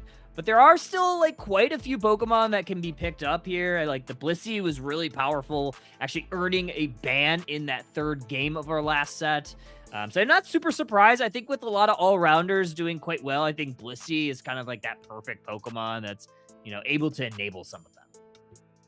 Absolutely. That Bliss Assist is one of the most busted Unite moves in this game. And already we're saying, all right, you know what? Bliss Assist is on their side. We're going to take away the Garchomp. That's a great Pokemon to pair it with. You know, that could be a Pokemon that we've already seen tonight that they could pick up. So Garchomp going to be locked in with the Crustle, a nasty walling combo. But Young Oblivion going to be locking in Baby Lucario along with the Mew. Yeah, Mew. I think Watermelon is very proficient on this Pokemon. Saw them utilize it, I think, quite a bit during the Big Uzi tournament. And it's just a Pokemon that's just generally, you know, a pretty strong pick in really whatever meta, because it has so many different options for its abilities. And yeah, I like it a lot. And Ago's actually going to be picking up this Alchemy. Alchemy was banned in a game in our previous set, so I'm actually really excited to see this Pokemon in action. Yeah, Alcremie, again, one of the most broken healing moves in the game there. So we got the most broken Unite move against the most broken healing. So this could be a battle of the supports of the century coming in, Kyle, there. But 9-card bringing in the Cinderace. Throws that patch note. Cinderace stock shot up. And Yohim going to be bringing in the Buzzwole to pair with it. Ooh, Buzzwole. Very strong pick, but CCL does have, you know, that gutter pick position. So they have a few options that they can do to kind of counter this Buzzwole. And they didn't have any range, so they are going to be picking up this Decidueye. We've seen quite a bit of Spirit Shackle lately. I don't think this would be a Razor Leaf angle. I mean, it's always possible, but I think with the Blissey on the other side, you probably just go with that more standard Spirit Shackle, since they don't really have a speedster on the left side of your map. Yeah, I mean, you got free snipes for days there. I mean, Lucario might be the only thing that could get into the back line there, because this is regular Lucario, so it's not locked into pop and into close combat. You do have the option to go into that Bone Rush, into that Extreme Speed, and Extreme Speed is great for getting into the back line. So that's about the only thing that Umbreon has to worry about for the side of a Holy Second Dad there, but we'll see what's going to happen here coming into the game number 1. I do love this Alchemy too. I know we talked about it briefly, and I think it's like a really powerful Pokemon. So yeah, I'm excited to see this Pokemon in action. I think the Unite move's really great. I love Sweet Scent on it too. I think there are a lot of options. I think Alchemy has like one of the, you know, most like complex kits from a supporter, in the sense that I think all the movesets can be viable, but it depends on the composition. It absolutely does, Kyle, because that, like you said, Alcremie is so good. It got that Sweet Scent in there that's able to actually has a strong secure. But I mean, listen, that we could see, I doubt we will, but we could see a little bit of razzle, a little bit of dazzle coming up from the Alcremie with that Decorate into that Dazzling Gleam. There's such a strong combo with the double stuns there off that Decorate. So that is a strong thing, but I do think that's going to go heals. Heals pair so well into a massive brawly up in your face Pokemon like Garchomp. Let's get into, well, nope, let's not get into game 1. We do have a pause, so likely a disconnect. So we'll have a little bit more time while these players get into the game or get lobbied up. I'll take a peek to see if we need like an actual reset. I hadn't checked Discord. It was just a game crash. So yeah, we're just waiting for these teams to get logged back in. Listen, that's not a problem there, because again, we get to talk about this Meowth there as well, Kyle. That is such a huge Pokemon that you have to deal with there. That is a point-and-click speedster that does a lot of damage, that has good stuns, and right now that Cinderace a point and click speedster onto a Pokemon like Cinderace, doesn't matter if you're going Blaze Kick, doesn't matter if you're going Faint. The point is that Meowth has gotten on top of you now, and it's ready to do some damage. You might have dodged its first move there, but coming up with the follow-up, coming in with the basic strikes, I think that Cinderace has got to be incredibly careful around that Meowth. Has to be really careful. I think also this will likely be a Feint angle for them, giving them some extra iframes to try to avoid some of that damage from Meowth. I think Feint is just so good when there's an enemy speedster, really any sort of big burst damage that's going to be coming at you. I think you could also Feint some of these Spirit Shackles that are going to be coming from this Decidueye. So a well-timed Feint can really turn the tables of a fight, especially if you miss a big ability. Maybe you miss a Unite move. There's just a lot of things that can go wrong if you don't wait out the Feint if you're CC Yellow. Absolutely, but CC Yellow also has a lot of things to be able to bait that out. The Crustal Walls with those rock tombs, that is an issue that Cinderace could run into. Fate can help dodge it out, get over that wall a little bit, but that's not necessarily what you want to run. It could be the bait, could be the Feint, it could be its own Feint as the Meowth is looking to flank to climb on top of it. But again, Lucario going to be searching for that Decidueye. Could be an E-Speed Lucario. I'm expecting it to be one because my goodness, is that Pokemon. I don't think E-Speed has ever really died out. Mega Lucario is just so oppressive, but when you take it off the board, I think E-Speed just really takes the cake. I think it was also running a full heal on the Lucario, so usually when you see a full heal, usually extreme speed, follows that, and usually eject button, usually then your power punch close combat. But yeah, I imagine that we're gonna go E-Speed here. I think it would work really well, especially if teams are gonna be grouped up around that Alchemy. Go E-Speed a couple of targets in succession to keep that chain going. And I guess there's not like a ton of stuns on there. Obviously, you have Exazur to worry about from Crustal. Maybe a Sweet Scent to slow you down from Alchemy. Maybe a Dragon Rush combo if that's the way we're going for Garchomp. So there's a few things that could go wrong if you're Lucario. So that full heal is definitely going to be working some double time. Absolutely. Speaking of double time, CC Yellow has got to really make sure they take this early game hard because they got 2 triple evolutions on their side. They got the Decidueye, they got the Garchomp. Gibble has a great laning phase there, but listen, that's going to be hard and that's going to be tough. And we're back in the game, folks. So let's see how this Blissey Buzzwole combo does into the top. Never mind, we lied. It was a bait. It was its own Feint, so to speak. No. Not the double pause. Very unfortunate. So maybe we had a second crash or something. We'll have to figure out what's going wrong here. Yeah, very, very unfortunate. Obviously, the game does, do this from time to time. So hopefully things will get resolved pretty expeditiously. Listen, I'll just tell you right now, the game knew I was coming on air, and they're like, listen, we need more high talk time. So they're giving it here. But look, we're back in. Okay. Just the moment I start speaking, the game's like, nope, that wasn't it. Get this guy off. Third time's the charm. This might be bad. Alchemy still unresponsive in the base for CC Yellow. We'll see if they can get back into this one. This is kind of tough. Yeah, I'm not sure exactly what's going on but early on, I mean, even though that happens, CC Yellow's still doing okay in this bottom path. Absolutely. Rowlet not being that central laner. Again, it doesn't have the strongest gank there, but teams do tend to try to get it right into that level 5. Still a great bot laner there, but Gibble not able to get as much as it hoped into the top. Buzzwole, very powerful Pokemon to go into. Fell Stinger is just too strong of a final hit for the side of CC Yellow to contend with. We're now 10 seconds out from the 850 bird. Skibble still looking for that level 4. We do have Milcery now, so we are so back for CC Yellow.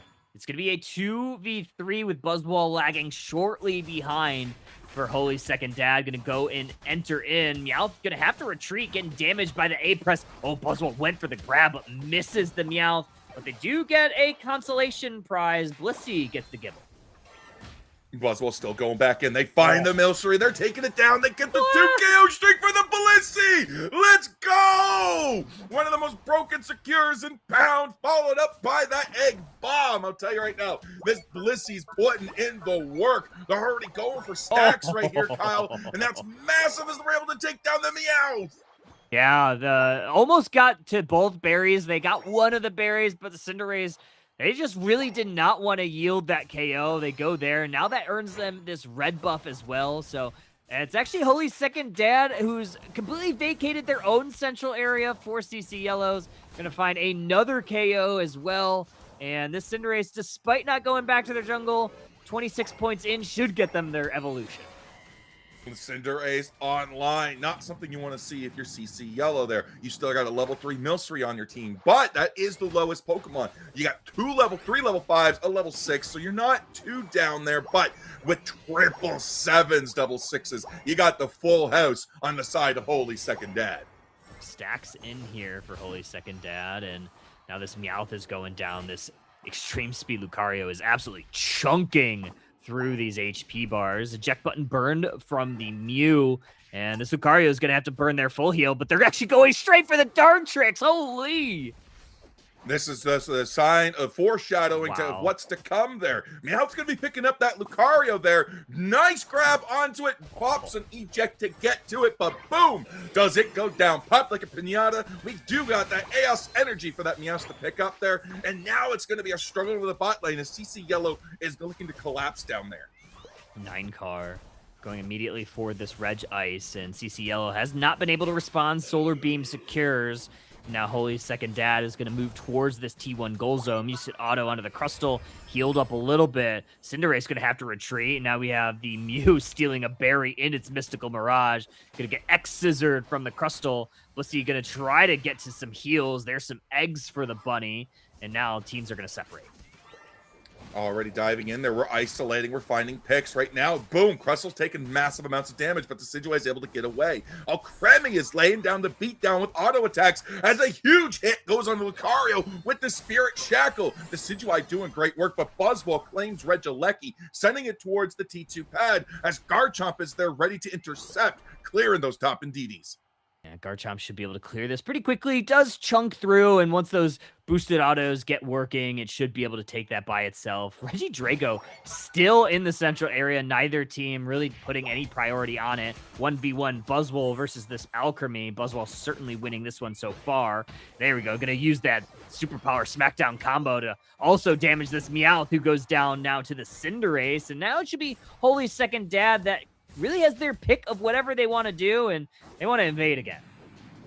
Yeah, they're going to claim each of those buffs there for the side of CC Yellow, and they're going to back right out, except Lucario. They're going straight in. They want to go straight through, but it's going to be Meowth picking up the KO. Massive for them as Blissey claims another stack. Another bit of ult charge coming in as Garchomp claims the KO. Dragon combo coming in. 2 KO streak for the Meowth as CC Yellow's going full force in this T1 pad. Solar Beam going to connect on a couple, and they're going to try to defend this T1 goal zone. Mystical Mirage out, 40 points in. Here comes Cinderace, got met by a Dragon combo. Here comes Buzzwole to separate the Garchomp, and they do exactly that. Knock, knock, who's there? Damaging this T1 goal zone. X-Scissor is going to hit that Buzzwole, and now we're going to set up some big cake action. Another Solar Beam's going to chunk through, but CC Yellow is pressing forward.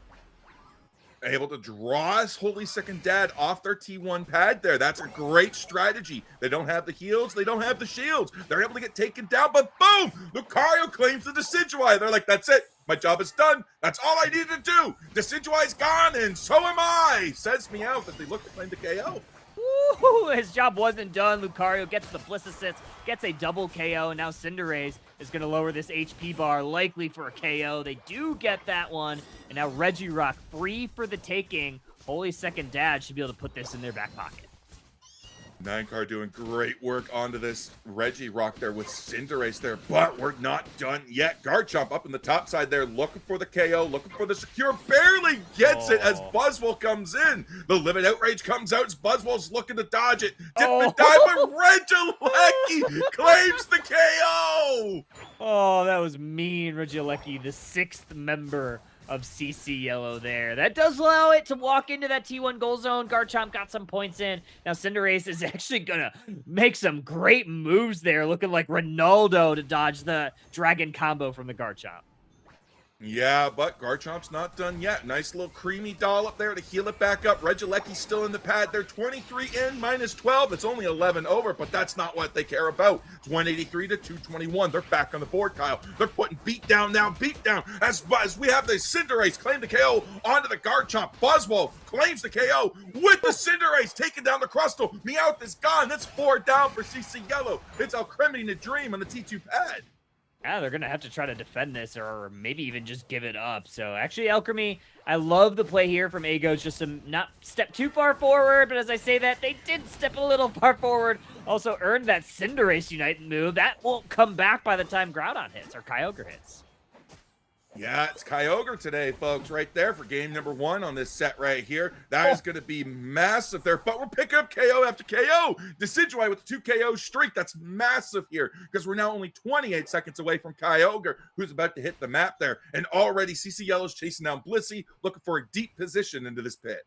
Look at this aggressive positioning from CC Yellow, and they've earned it, right? They found those KOs, and now they have plenty of time to set up in the central area. They're going to lock in Blissey with that Rock Tomb against the wall. So CC Yellow going to play quite aggressively, and Holy Second Dad going to have to kind of scatter throughout, and I don't know, they're going to have to play this very conservatively because you don't want to walk into trouble.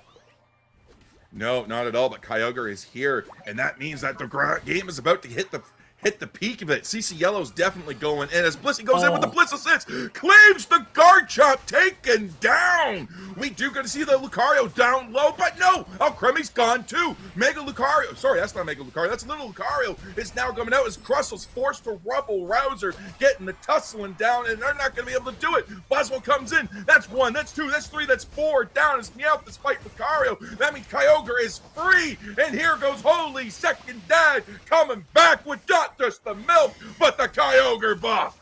I was waiting for it. There had to be a milk joke in there for sure. Garchomp gonna hit a Livid Outrage. That's gonna earn maybe a KO on this Cinderace. No, Cinderace just skirts the KO once again.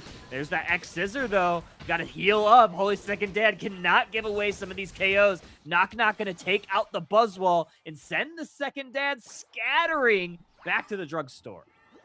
Oh my gosh, yeah, he got jumped on the way back home there. The milk is now at risk, folks. Now we have CC Yellow. Again, this is only a 40-point game here. CC Yellow just needs 1 good score, and they're in the lead. They go on the defense. They got the buff on the Decidueye. They got a lot of points on that Decidueye, and they're pushing. They're pushing hard. Uh-oh, Cinderace actually going to Blaze Kick and separate this Crustle. They're going in. Garchomp very low now. Gorilla Glue going down. Here comes Lucario. Aura Cannon going to send down a couple. Crustle back to the Pokemon Center, and that should be a clean team wipe. Still 20 points separate them. I don't know if Holy Second Dad know that they're still winning, but with everybody back at the Pokemon Center, this will secure them game number 1. Listen, they had to go back, pick up the pack of smokes. Now they're coming back home, folks, all right? The milk and the cigarettes are in the bag. So are the Hundo Burgers, the most important part of this game here. And now game number 1 going to Holy Second Dad. That's an amazing, amazing comeback after an almost devastating pushback, a counter from CC Yellow.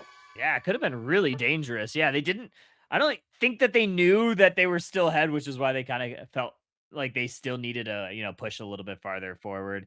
And yeah, you guess you really didn't know at that time, but yeah, this Lucario looked really good. 13 KOs, 10 assists. This Cinderace looked fantastic. I think I really liked this composition from Holy Second Dad. I mean, I love getting to watch a good Cinderace player, but even more so, I love watching a good E-Speed Lucario, the classic. Yeah, and they did not disappoint. 109 on 9 card, 99 on Young Oblivion, 79 on Watermelon. So that is huge, huge damage. But, I mean, listen, CC Yellow didn't just go away empty-handed. 76 on tap on that Meowth. Umbreon's coming in with 80k there. Gorilla Glue with 62. And I think the surprise of us all, Genma Sage, 77,000 damage on the Crustle. Yeah, looking pretty good. 521, 201 your final there. So So Holy Second Dad going to be winning that game. And now CC Yellow going to go back to the drawing board for game number 2. You saw all the objectives. Pretty much every objective except for that one Regieleki went to Holy Second Dad. So CC Yellow going to have to be focused a little bit more on the objective. Obviously got off to a tough start in that game 1, a couple of disconnects, but they certainly did claw their way back into that. Oh, absolutely. I mean, listen, they look for more trades. That's kind of what I want to see from CCL. Look for more trades on the field. You see them out on an objective, it's lost. Go for the opposing lane push. You got the numbers, go for it. You got the rip on both objectives and Pokemon, and we did see a lot of split up from that as well. So that was a good job from them. So it was nice to see. And when they did come back, it was only a 40-point game, and it lasted a while there. So even though Holy Second Dad had the leg up in the early game, CC Yellow just came back and they said, all right, the late game's ours. Yeah, certainly. Yeah, I'm loving this right now. I love seeing more Cinderace. We saw a couple feints earlier. I still want to see some Shedinja action. We don't see enough of it. You're here to spread the Sableye propaganda. I'm here to spread the Shedinja propaganda. I feel like this item is super fun. I want to see more of it, honestly. Why can't we just have both? A Sableye wielding Shedinja and leftovers. We got the full combo, baby. Send it. Somebody be brave enough to do that combo. It'll win you games. And if you want to prove us wrong, there's only one way to do that, and that's to play it. True. It's true. I do like leftovers on Sableye. I'm a little skeptical on the Shedinja. I still think like X Speed's too good on Sableye. Absolutely. But I there's so many Pokemon that I think can use the Shedinja, especially when there are those speedsters on the enemy side. I think it's just there's so much burst damage around the meta right now that like maybe those iframes are super valuable. You're seeing it with just Faint Cinderace. You're seeing it with Detect on Surfetch. So having that the ability to avoid damage almost at command is super valuable. And I mean, the cool thing about Shedinja too is it allows you to wait out your cooldowns. It allows you to get your moves back up. Now, it is a drawback in that you can't, decide when to turn it back off and be like, surprise, I'm gone. It's a set timer, and the enemy, if they know the timers, are able to predict it and kind of wait, kind of like one of those Darkrai Unite moves there. But what isn't waiting, though, Kyle, is this draft. We're going straight into it. Going to be CC Yellow in the first pick slot this time. Holy Second Dad. That means they get the final pick. They do. And we're going to see which bands come out already. First band is going to be the Umbreon. Not something that we're seeing a ton of bands on, but it's still kind of hovering that top 10 because it's still a really powerful Pokemon. The Unite move is very impactful because it could steal away a lot of those shields. So I do like seeing Umbreon banned. I still think there's so many other bans, but I think on that first side, you're able to, select the bans of the Pokemon that you just do not want to play into, because that side you can kind of force that, and you force Holy Second Dad to ban against like the top meta picks. Yeah, right now seems to be that Umbreon, that Surfetch. So already going in, and with Blastoise too. That's actually a surprising one here. They're in the first pick slot.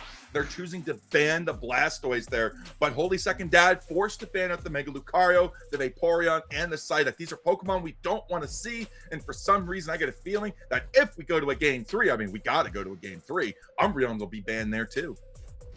Oh, for sure. I think Umbreon's super powerful right now. I'll have to go back to the stats because I believe it made top 10 in one of the categories last week for Underdunk 73. I'll have to take a peek at exactly what it was.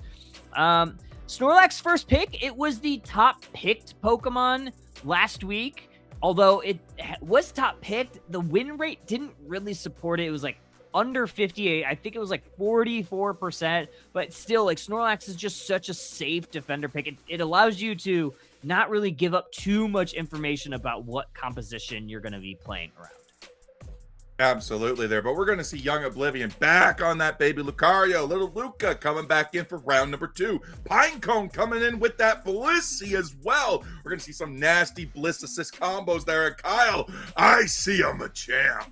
Okay, yep, Machamp, it's super broken. I think this Pokemon is really powerful. It's There's so many like good Machamp players because it's been out for so long, and it allows you to kind of just go for the back line. And when you have some of these power picks, it's really valuable to maybe just pick up that one target and allow your team to follow up.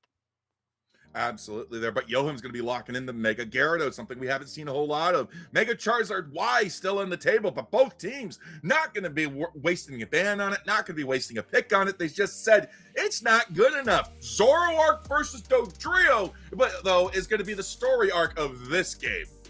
So I went back to our stats, and Umbreon, 88% encounter rate last week. So in that top 5, along with those Blastoise, the Duck, the Char Y, and the Mega Lucario. So teams are putting a lot of priority on this Pokemon. I'm going to be very interested about this Speedster v Speedster, but I'm even more interested in what A-Goats is throwing out here. We got a fluffy tail on this Greedent.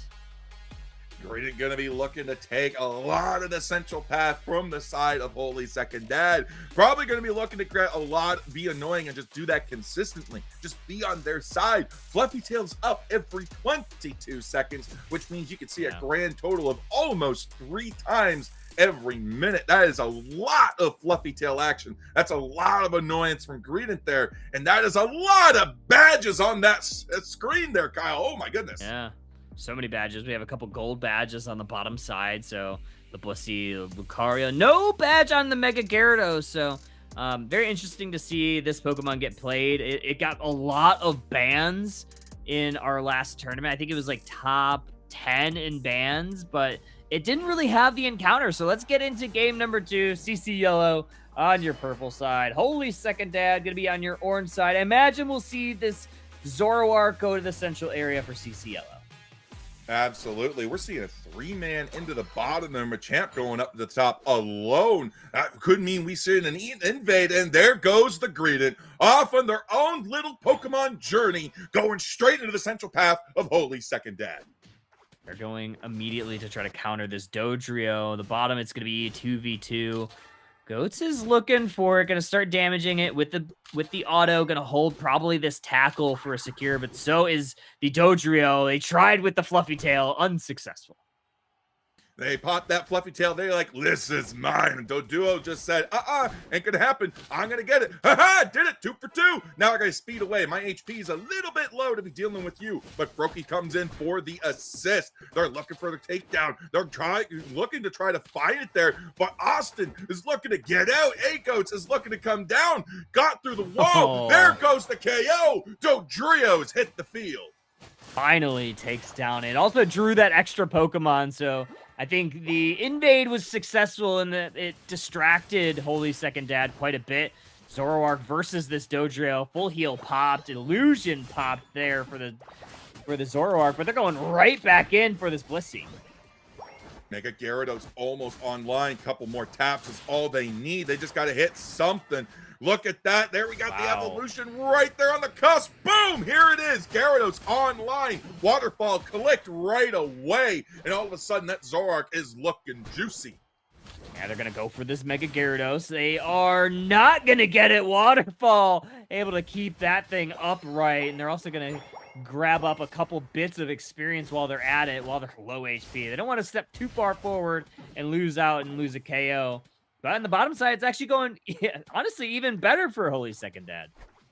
Yeah, bot lane is doing incredibly well, but there goes the Dodrio. They said, listen, you went into for the invade on me, I'm going to do it back to you. We got the tri-attack going in, but Mew claims the KO. The lockdown on E-Ball was just too strong. That's a very smart play from Mew, knowing that Dodrio was on the invade. It had to have been the calm there. Because Dodrio kind of overextended. They thought that they could get the KO, but the illusion from Zoroark was able to keep them just enough iframes to avoid some of the damage and allow Mew to kind of converge on.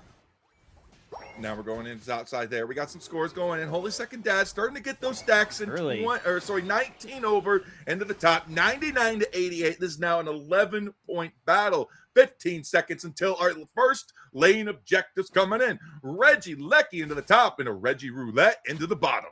That's kind of an early break here from Holy Second Dad. It gives up a lot of experience to this Machamp who desperately needs some levels. It does open up this T2 push if Holy Second Dad wants to go for it, but you have to be really careful. Here comes Zoroark onto this Blissey looking for a KO, but they just get met by 4 members. I mean, yeah, they sussed out and scouted where Holy Second Dad is. They know they're pushing this pad, but it's only a Machoke here that's on the defense there. They have to back off. Now they got the points to break the pad coming through. Wow. 2 points away, just right on the cusp. They don't like that, but Greedent's going to go down. That's going to give them the points they need, and they're just going to break it. T2 pad gone, win condition open. Yeah, they have a couple of them, right? There's 2 potential Regielekis by the time this match ends because they took that first one so early and they prioritized that top path, knowing that the yellow timer means that it's Regieleki. Here comes Zoroark, though, into the Blissey. Blissful Assistance out, as well as the Dodrio. Here comes Mega Gyarados, forces the Mew to Unite move and try to save their team. Muse and Snorlax trying to take the KO on the Blissey, but those eggs are just so strong. Now they have to back off. Blissey survives. Snorlax now trying to grab the KO on the Gyarados, but the Gyarados comes back in. Claps with a 2 KO streak. Zoroark finds the Dodrio, but Lucario finds the Zoroark. It is just a nightmare after nightmares. 12 points hit the center pad. Absolute chaos everywhere, and Greninja able to score 12 points disrespectfully on the home goal zone of CC Yellow. A few options here for Holy Second Dad. They have this basement Registeel that they can finally start now that they have 3 members here. It's just the Snorlax for CC Yellow. It is, but they're looking for the secure with the heavy slam. It's back in the pocket there. It's down and low, but they're going to be able to go in way too late. That was gone and off the map, despawned before Snorlax even clicked it. They're trying to do what they can, but there's all of it. There's all of the Holy Second Dad minus Greninja down at the bottom. 284 to 149. Not breaking this T1 pad yet there. Now they're going to do it. Now we have Indeedee on the bot side there, but Regieleki spawn to the top. If we let that go, if we just let that be, that could be very dangerous. Holy Second Dad kind of invading the central area of CC Yellow right now. They're actually going to earn that red buff away from CC Yellow. However, CCL does get a consolation prize, grabs that Regieleki away, and honestly, they kind of did it a bit early, so now we have a potential win con with the Regieleki towards this Kyogre. Yeah, that's going to be amazing to see there. That's going to be great to see as well. So, boom, we're coming down now. Kyogre's now about to spawn in. We got 2 minutes to go. Regieleki barreling down to the T2 pad as Greninja's poking and prodding, but Greedent just wipes it off the map there.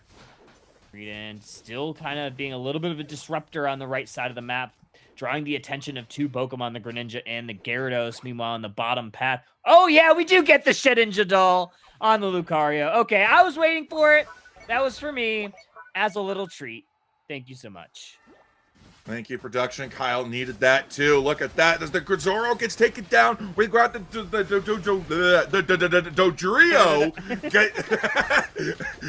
tripping over my words there. Dodrio gets taken down, but Gyarados now putting the beat down on Mew, chomps it into oblivion there as Snorlax looking to put up the walls there, but it's not going to be enough as the rest of Holy Second Dad is getting eviscerated by the Zoroark. I think you're just doing your Dodrio Unite move impression, because, like, you know how it goes when it's running. I think that was just you trying to make the impression. That's what I think. Nice little submission there from the Machamp. Actually going to help take a KO on this Mega Gyarados. That's actually super valuable. Another Shedinja doll for this Lucario to just get away, but the E-Ball and the Zoroark, all 5 members were required to take out that Lucario.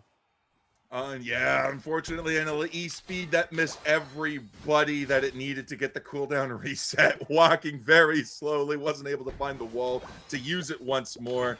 So yeah, Lucario's down, but this game is still incredibly close. 189 to 294. We have T1 pads up. No, actually, no, they're not. They're gone. So we do have to make a push to try to get back into the lead here. But Regieleki, again, we know exactly where CC Yellow's going to be. We're taking the Registeel for ourselves, and we have 25 seconds until Kyogre hits the field. Yeah, CC Yellow making a call there just to push that T1, or sorry, that Regieleki, because they did not want Holy Second Dad to have that potential win condition. Honestly, Holy Second Dad gets a really nice objective there with that attack and special attack buff, which will span a majority of this Kyogre fight, and they have a lot of damage, so you have to be very careful if you're CC Yellow. The Snorlax is doing a good job of just grabbing some vision. They avoid a big Dragon Breath from this Mega Gyarados. Kyogre here, and now a big engage from Snorlax. Power Nap comes through. There's Machamp's looking for a submission grab. We don't find the suplex there, but Lucario was able to find the Zoro arc. We're taking it down. Dodrio's coming back into the thick of his. Machamp's looking for the barrage blow. Finds the Lucario. They don't pop the Shedinja though. They go for the close combat, but boom, they get taken down as well. Now there's another one gone. CC Yellow, 5-man down. Holy Second Dad is coming back with the milk once more, folks. It's a miracle. Oh, there we go. Final secure. Greninja able to take Kyogre off the map, and now we're gonna walk towards these T2 goal zones. We're making it humid in here, folks, but the Zoroark goes down. Holy Second Dad should be able to score enough points here. They already have the lead, so they don't necessarily need to, but they could add some insurance, and with 3 members down, that insurance is going to be approved. Yeah, the defense is just so rough. That's one of the benefits of Kyogre, is you're able to push a lot easier because it shuts off the pads of the opposing team for 45 seconds there. That means teams are so used to just defending on the pad that they don't try to take the fights anymore because they don't have that advantage. They no longer have that. So, like, what do you do at that point, Kyle? Like, do you fight off pad? Do you fight on pad? And so many teams are just so ingrained into fighting on pad that you can realize, no, we got to back off. We can give it up a little bit and maybe try to find a KO elsewhere. But yeah, that is the power of Kyogre. Yeah, it makes those goal zones defenseless, right? So you're not getting that shielding from it if you lose the Kyogre, at least for the 45 seconds. Once that 45 seconds expires, then you do have a little bit more, options on your menu. But yeah, I mean, Kyogre right now, I feel like it probably needs maybe a slight buff, or sorry, a slight nerf still. The 45 seconds, the change, that was super nice, but the healing is still really powerful. So yeah, we'll see if we maybe get any other nerfs to Kyogre. To be determined though. 868 your final for Holy Second Dad, to the 189 for CC Yellow. Absolutely there. What a great showing from Holy Second Dad and CC Yellow. CC Yellow was still able to find a way to claw back into this game. They were just unable to find that magic that happens at the Kyogre fight. So Holy Second Dad going 2-0 into round number 4, the final round. It's been a 2-0 fiesta all night long, Kyle. Let's see if that keeps up in round 4. That should be pretty good, honestly. We'll see what we get here for round number 4. I think it'll be, determining who's going to be winning this Underdunk number 74. I think that we still have a couple of sets going on. We'll see if any of them go to a game 3. So we're going to take a quick break while we figure out if we're just going to go right into round number 4 or if we have a game 3 for round number 3. So don't go too far, folks. We'll be back. More Underdunk 74 after this.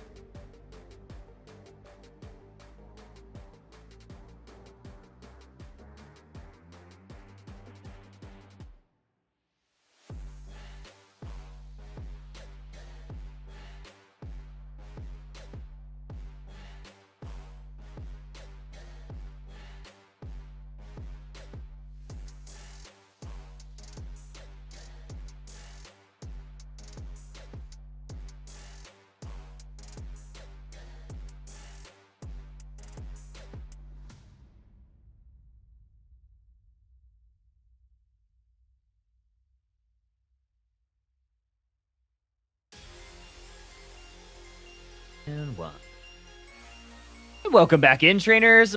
Apologies for all the delays. We were trying to get this last game figured out for this previous set, and it just wasn't getting reported. So reminder to everybody, make sure to report your games. Use Start GG chat so we can understand where sets are, so we could give some realistic expectations on when we're going to return and all that good stuff. So appreciate that. But we do have our final set of the evening, Cat or P, or also known as Cat or P, versus Saved. And this should be the deciding factor of who's going to be your number 1 ranked team at the end of the night. That's actually a big title there, Kyle. I mean, listen, if you're in the number 1 ranked team, that means teams are going to emulate what you do. So that's an epic opportunity to bring in Shudin Jadal Sableye. Just saying. Just saying. It's an opportunity for you there. But we're going to go in. Catter P is going to be first pick, and we're going back to Kyogre. Yeah, we are going to Kyogre. You could see that in the central area. Kind of like that water well around that main objective, kind of gives the hint there. As far as bans, though, we are going to see this Darkrai band once again, as well as the Blastoise. Meowth, very powerful currently. It does have, some things going on with it as well that are, ban worthy. So that's going to hit the chopping block, as well as the Psyduck, which is just a menace.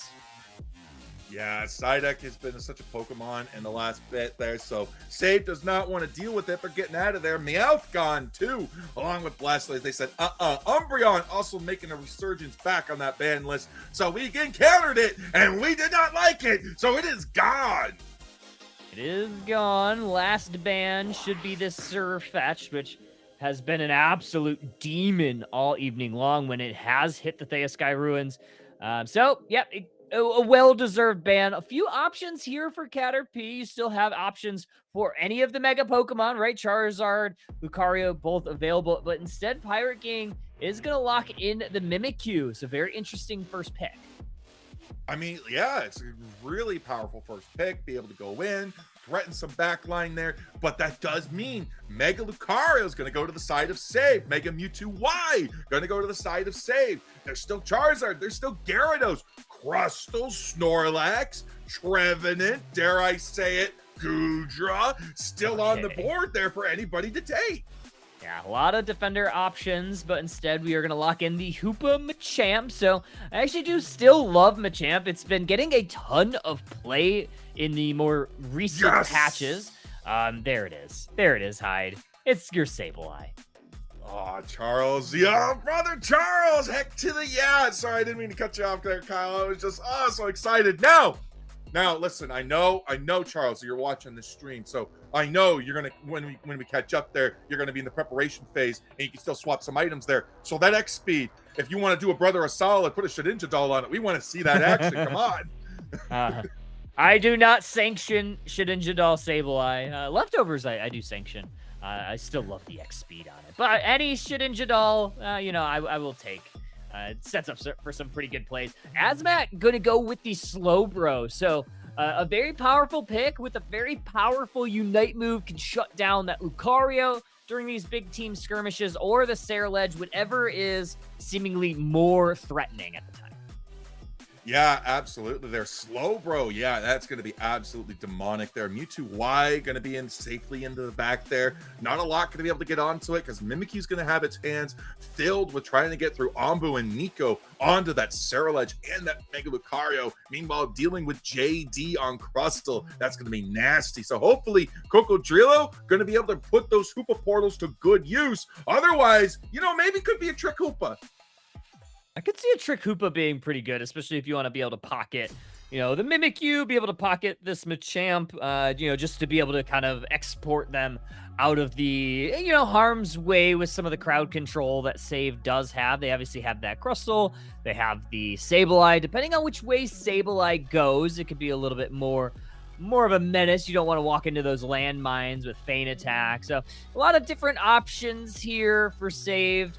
The thing I worry about most is going to be the Mega Lucario. I think this Pokemon is an absolute nightmare to play into. We'll see if Caterpie can maybe counter it. Yeah, I mean, this Hoopa's already got to put the work in along with the Slowbro. They got to do those invade checks. You know exactly a Sableye is going to go for that invade there. It's a Mimikyu. They can secure it. They can get what they need off of it there. So you got to make sure you jump over those pads there, go over that wall, just do a couple extra seconds. You might lose a neutral farm or something like that, lose a Pokemon there, but Sableye's already doing it. And there they go. They're doing exactly that. They are, and Slowpoke and Hoopa both gathering the information of where the Sableye is going to look to invade from. Save, though, able to secure some of this, contested experience away, and, oh, Charles, being demonic, stealing away a Baltoy. Yeah, Baltoy's already going to help there, but it's not going to be enough because Mimikyu does not evolve, which means that it's still able to hit that level 5 threshold just by existing on the map there. So we got to get one more experience away from it in order to be as successful. And now we're already going in. We get the reverse there hit on it, but we're now pulling the Slowpoke away. So even if they don't stop the level 5 evolution, we now have so many players in the map. And there we go. We have already... Wow. Anbu's just diving in with the Ceruledge. Mimikyu's got to back away, grab a berry. Hoopa's going for the portals there, but the Ceruledge grabs the KO. You draw a few different Pokemon into, eventually there's like 3 different Pokemon for Caterpie had to respond to the invade. Although Caterpie does get the KOs on this top path as well. Machop, unfortunately, unable to hit that level 5. If they're able to hit this last hit on this Bunnelby, they should be able to get it, and oh, they finally do get evolved. They do get the evolution there, but they get taken down as well. Came a little bit too late there, but that's okay. When they hit back the map, they're going to be ready to go and raring to go there. Sableye's hot on the heels of that Mimikyu, though. Already looking for a second invade ball. Slowbro doing a great job holding this bottom lane. Nice strike connects on Asmat on the Slowbro. Very low on HP. Going to try to forget some of the damage. Unfortunately, memory is not short enough. They go back to the Pokemon Center. Saved able to get some points in on the bottom side, which is super valuable for them. There's this Regidrago that has hit the map, but Caterpie really just going for the stacks, trying to play for this late game. Yeah, it's 51-6, but Caterpie is in a good position to try to get these stacks in, but now Saved realizes what they're up to. Huge overreach there by Anbu there, misses the hit onto that Machoke there, not able to find the KO. They go for the Phantom Force there, but it's just too much pressure. Caterpie claims the KO. They come back refreshed off the portals there, and now they're pushing the T1 pad, Kyle.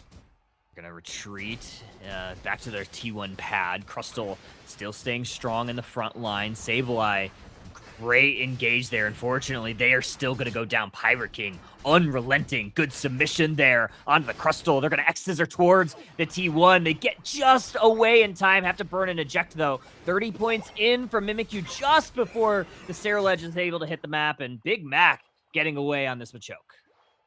Yeah, they were 51-6. They got 40 more points in. Now they're just 5-point game there. But Caterpie is back in this game. As they get the 30 in the bottom, and Talion left alone. Regidrago claimed much sooner than the last game there, as Anbu claims it there, and that's going to have that score buff increase. But now the rest of Save is collapsing on Caterpie. Great engage there. Good Rock Tomb. Even better X-Scissor and follow-up from the rest of the squad from Saved. Now they're going to try to maybe stop this Regieleki from going on in. They could potentially push this T1. It's exactly what they're going to do. They're going to get the KO onto the Slowbro. Mimikyu going to try to hold this T1 goal zone. So far, so good. Sabe going to have to retreat, and Sabe just barely gets out. They do. Even Sableye managing to get out alive as well. Not very often, because some people are just like, all right, you know what? If we're going to grab something, we got to grab an AKO. And Sableye was right there, right in the open there. But we do have Arg down here onto the Reg Ice, looking for a KO on it, looking to grab it. But here we go. Saved is now down there. The Revenant Run comes through, but the Reg Ice goes to the side of Caterpie. 1 HP and a Dream, and the Dream is easily quashed there, as Saved is now looking to dunk points and try to take the lead, but Caterpie's here with a massive defense. Yeah, the Mewtwo Unite came down and damaged a couple of Pokemon very heavily. Cocodrillo trying to hold this T1 goal zone. So far, so good. Hoopa able to do that. Sableye Mewtwo down. Slowbeam's going to connect on the Crustle. That's a double KO for the Slowbro. They're advancing towards this T1 on this side now. You have the Ceruledge goes underground with the Phantom Force, 18 points. It's an even cap, and Caterpie still pushing their advantage.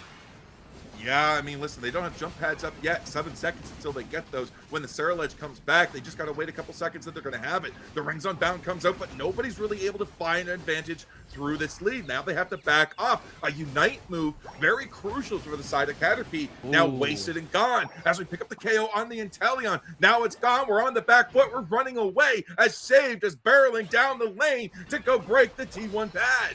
Yeah, we get this Inteleon, but that's really all this Mega Lucario has been able to get so far. Still in the Mega form, still dishing out quite a blow. Mimikyu goes down. That's the KO that they were certainly looking for. This Mega Lucario is looking fantastic, although they do go down to the Slowbro once again, so Caterpie able to really hold their own T1 somehow. Yeah, that was a great defense there from Caterpie. They were holding the line. Save got a little bit overextended, lost a KO or two here, and they just weren't able to follow through. Up on the top, they're still looking to try to get it, but Sableye putting in the work with an excellent defense there. But still, nobody from Saved coming up to help the Sableye, and Hoopa just gets the 28 in for free. Oh, and they're also going to grab that Sableye. Machamp going to get locked on by Psystrike into the Infinite Cyber. Somehow they're still able to skirt away. Hoopa also able to get away. Mewtwo Unite moves for practically nothing. Regieleki still up here. Now you have 4 members of Caterpie looking to go in. Big submission, but Machamp goes down. Mewtwo Y gonna Psystrike, but they go back through the Hoopa portal. Perfect play there. Boosted auto from the Uniting Inteleon's gonna get a KO that way. But Sage is popping off the Ceruledge with a 2 KO streak. They might get a third.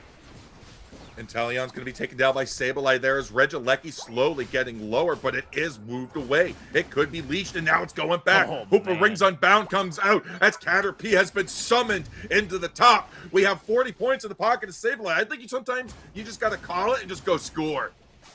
Honestly, that was a great Unite move from this Hoopa. It prevented Saved from pressing far forward, and it really did a lot of heavy lifting there that allowed them to get that Regieleki. Unfortunately, though, they do lose out on this bottom T1 goal zone with a big overcap from that Sableye. Score shield keeping that upright. You lose your Machamp now, who's level 12, but honestly, let's take a look at the field state, right? We're 45 seconds away from our Kyogre here in game 1. I think they're doing the right thing here. They're going to try to bolster some scores, trying to get it within 100 points, and they've accomplished that. If they could get this basement objective, that could be really pivotal, so I wouldn't be surprised if they full send for this. Yeah, they're going straight onto it. Caterpie is just not there. Sableye doing a great job finding vision so that Save can determine how many to connect to it, how many to commit there. But 15 seconds till Kyogre comes in, and we are going to be looking to try to find something as Caterpie plays a little bit more of a safe on the safe side into the pit. Yeah, they're being pretty safe. The Sableye is going to be able to grab some vision on where they're set up, so that Fear Stun can be really powerful. Charles does get vision on this Slowbro. Machamp in submission, but hasn't found anybody to grab just yet. We do have the Inteleon hitting that liquidation, but Anbu able to avoid a lot of that with the Ceruledge, so I actually really love the Phantom Force is working really well here. Sableye almost gets caught.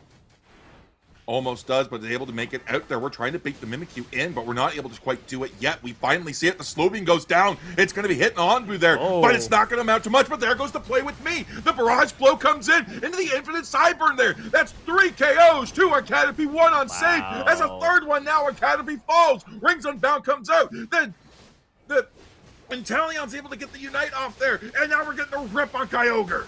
We get a steal from this Hoopa? Maybe. No. Lucario's able to shut that down very quickly.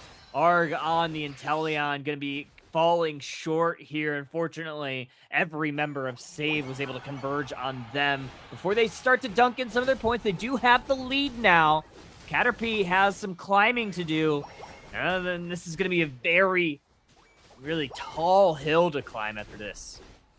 Yeah, it is. 350 to 224, though. It's still not, 175 points, but now we're going to bump that up. Now it's 458 to 224. They have to make the play now. Find the KO, get a buff, cross the map, get the scores in. Anbu could be the easy target there, but no, the Crustle comes in with the clutch X Scissor. 28 seconds now. They're just whittling down the clock, and Caterpie's not going to be able to find a way back into this game. Is just providing a ton of value. I love the play from Anbu in a majority of this fight. Not only that, but Nico on this Mega Lucario just uniting at the right times and providing maximum value from that Unite phase of the Pokemon. Getting that secure, obviously, not, guaranteed. There was definitely a chance there for Cocodrillo on the Hoopa. It was certainly an effort, and Saved is going to hold on to this one in game 1.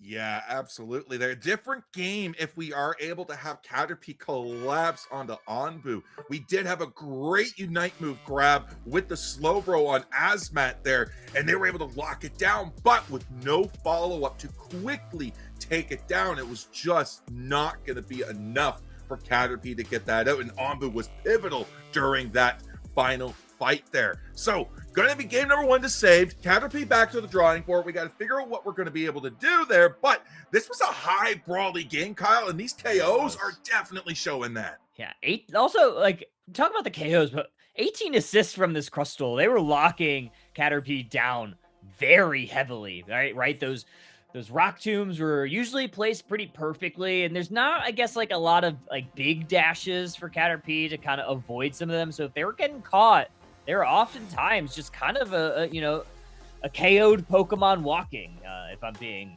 Pokemon correct there. Also, Onbu looked absolutely fantastic. I think, going Phantom Force and was holding the Phantom Force when they were getting locked on by Inteleon to just avoid all that damage. Just perfectly played. Yeah, I do think there was a few Unite moves there out of Cocodrillo that could have been a little bit more time there. We just weren't able to find the pressure because Saved was just able to do it. But oh my gosh, Azmat taking 104, 62k damage on Cocodrillo, the highest damage for the side of Caterpie. Yeah, the Hoopa, that was a damage Hoopa if I've ever seen one. Yeah, 62k led the charge for Caterpie, and yeah, I mean, it kind of makes sense. It was kind of living forever, especially in the Unbound form. It was hitting those stuns and finding KOs with the Psybeam. So yeah, it makes a lot of sense. I assume that they were running a muscle band on that. So muscle band Hoopa does really well. I didn't exactly get to see all of the items that they were running. So I guess time will tell. I might look back on the VOD or whatever, but yeah, a lot of damage from that supporter Pokemon. No, absolutely there. So coming into this too, do we, as Saved, the Hoopa, is that a problem? Do we take care of it during the draft phase? Do we get rid of it in the ban phase? What is Caterpie going to do as well? Because again, we banned out some really good Pokemon, but we left the Megas up, and they performed incredibly well. Both the Mewtwo Y and that Mega Lucario in the hands of Saved, and we took no Megas. There's Mega Gyarados, Charizard Y. We didn't take any of them up on for the side of Caterpie there, so now do we play the Mega game? What are we going to be doing for Caterpie? Yeah, what are we going to be doing? I'm looking back on the VOD, or when they were doing the final prep. So it was Muscle Band. So Muscle Band and a Focus Band. So that was where a lot of the damage was coming up from. And I guess when you don't have really a speedster to kind of help take down that Hoopa, and it's kind of a brawly team, a lot of A presses. So kind of makes sense, why the Hoopa did a ton of damage. So we'll see what happens here as we get into our game 2. And game 2, Caterpie's first pick again, instant Darkrai ban. Saved coming in, gonna be Comfy E-Girl coming in with the Blastoise ban instantly. We're seeing a repeat of the last set already, Kyle. These are Pokemon we just do not want to see. Yeah, I don't want to see. I think Darkrai is my most banned Pokemon. Oh, they're banning your Sableye. That's crazy work. I think Darkrai is my most banned Pokemon. Not always because it's not always good into every comp. It's definitely more niche, but I just hate playing that Pokemon. It's just so incredibly frustrating. The stuns, the lockdown Unite move, and I just hate playing against that Pokemon. So whenever it's banned, I'm a pretty happy camper. Yeah, Mimikyu is up there as well. Going to be followed up by the Surfetch there. And I mean, listen, I know the Sableye ban. Not a typical ban that you see, but when it's a Pokemon that's absolutely annoying you, when it sets you back, when you commit too many resources into trying to deal with it, sometimes you just got to bite the bullet, put the ban on it, and get rid of it. But Pyrokin going to be locking in Meowth as pick number 1, leaving the same Mega picks open for Saved to take. And we are going to be going to Groudon, right? So we are going to look to see what kind of damage picks that we can get for both of these teams. We are going to lock in that Mega Lucario for save. Charles going to go on a comfort pick here. This is a very, disruptive Hoopa player. So look for an invade from Hoopa. I think early on would make a lot of sense to try to slow down Caterpie in this early game. Yeah, Mega Lucario making a resurgence there, but this time Umbreon not banned out. Azmat grabbing that, and Arxiety coming in with the Charizard Y. We're finally going Mega for Mega in this round 2. Yeah, I like it. I like Mega Charizard. I think it's like this Pokemon's been banned so frequently, and you almost kind of have to pick it because it's really powerful. But although, like, the numbers haven't really supported this Pokemon, it's definitely powerful once it gets its Mega form. But, like, the win rates on this Pokemon, especially during our last Underdunk, were kind of underwhelming. I think 38%. So we'll see if it's able to kind of take this Mega Lucario, who seemingly has been the better of the Megas. Absolutely, but with the Groudon, we're going for secure. Ambu locking in the Blaziken. JD is key locking in the Snorlax there. Great engage, great disengage as well, and great secure onto the Blaziken. Big Mac Cocodrilo, the Machamp Eldegoss combo. Listen, I'm always up for a good Eldegoss combo coming in because that is a great auto attacker there. But when you've got the final pick into an attacker slot, anything's on the table, just like Decidueye. Okay, I do worry about this Meowth just diving the backline and getting to this Decidueye, so Save definitely going to have to bulk up with, this Snorlax is definitely a great pick to kind of help insulate the Decidueye. I think Hoopa also has some tools within its kit to kind of prevent the Meowth from just going bananas in the backline. So we'll see if Meowth can get to the Decidueye, because an unchecked Decidueye can be very problematic. All right, this is a conspiracy theory that Hyde's come up with, but the Decidueye, it's bait. It's just to draw the Meowth in. Once it's in, then they collapse and devour the Meowth, and they got no Speedster. Now, what does that get them? I don't know, but maybe that's just the secret plot, the secret sauce that's going to be the saved plan. You never know what's going to happen. So, Pirate King, when you dive in on that Decidueye, you better make sure you've got your escape route planned, because I bet you Save is going to have it blocked. Let's see. This is going to be game number 2. So Caterpie definitely needs to win this one. If Save can win this game number 2, that would crown them, if I'm not mistaken. Someone could correct me. But it'll likely crown them as your Underdunk 74 top team. The winner of the week, if you may. But, Caterpie definitely wants to put a stop to that. At least force that game 3. Let's get into it. Game number 2 of our final round of Underdunk 74. Caterpie gonna go Central Area Meowth with Pirate King. Yeah, saved in that match point position, but Caterpie, that's okay. You know what? You can just say ignore that point. It's just going to be a 2-0 from here on. That's the mentality you got to have. Umbreon coming in to help with a nice little bit of an invade check. Eldegoss looking to grab that red buff away from the Meowth there to help put pressure into the top side there. But already, we got the Snorlax Rowlet combo, and poor little Charmander just isn't able to hold it by himself. Not even a little bit. Snorlax doing a fantastic job of frontlining. Also getting some last hits. So I'm actually really liking the Snorlax pick early on to kind of help this Decidueye along. Absolutely there. Now we're going to be rocking it down in the bottom there. Now we're going to the top, though. The Hoopa into that Mega Lucario is going to be suffering a little bit. We don't have that level 4 quite yet, but Rowlet's already putting the beat down on Charmander. There's Snorlax. Great job hogging the mean look for the KO onto that huge little Charmander. Yeah, that was a really nice play there. Now the Charmander is going to be a little bit late for these 850 birds, and we actually have a quick rotation. Hoopa's going to send everybody towards this top path except for this little Rowlet, who's actually going to get mean-looked into the Meowth. This might be the end for the Rowlet. Actually, they burn the eject button and get to safety.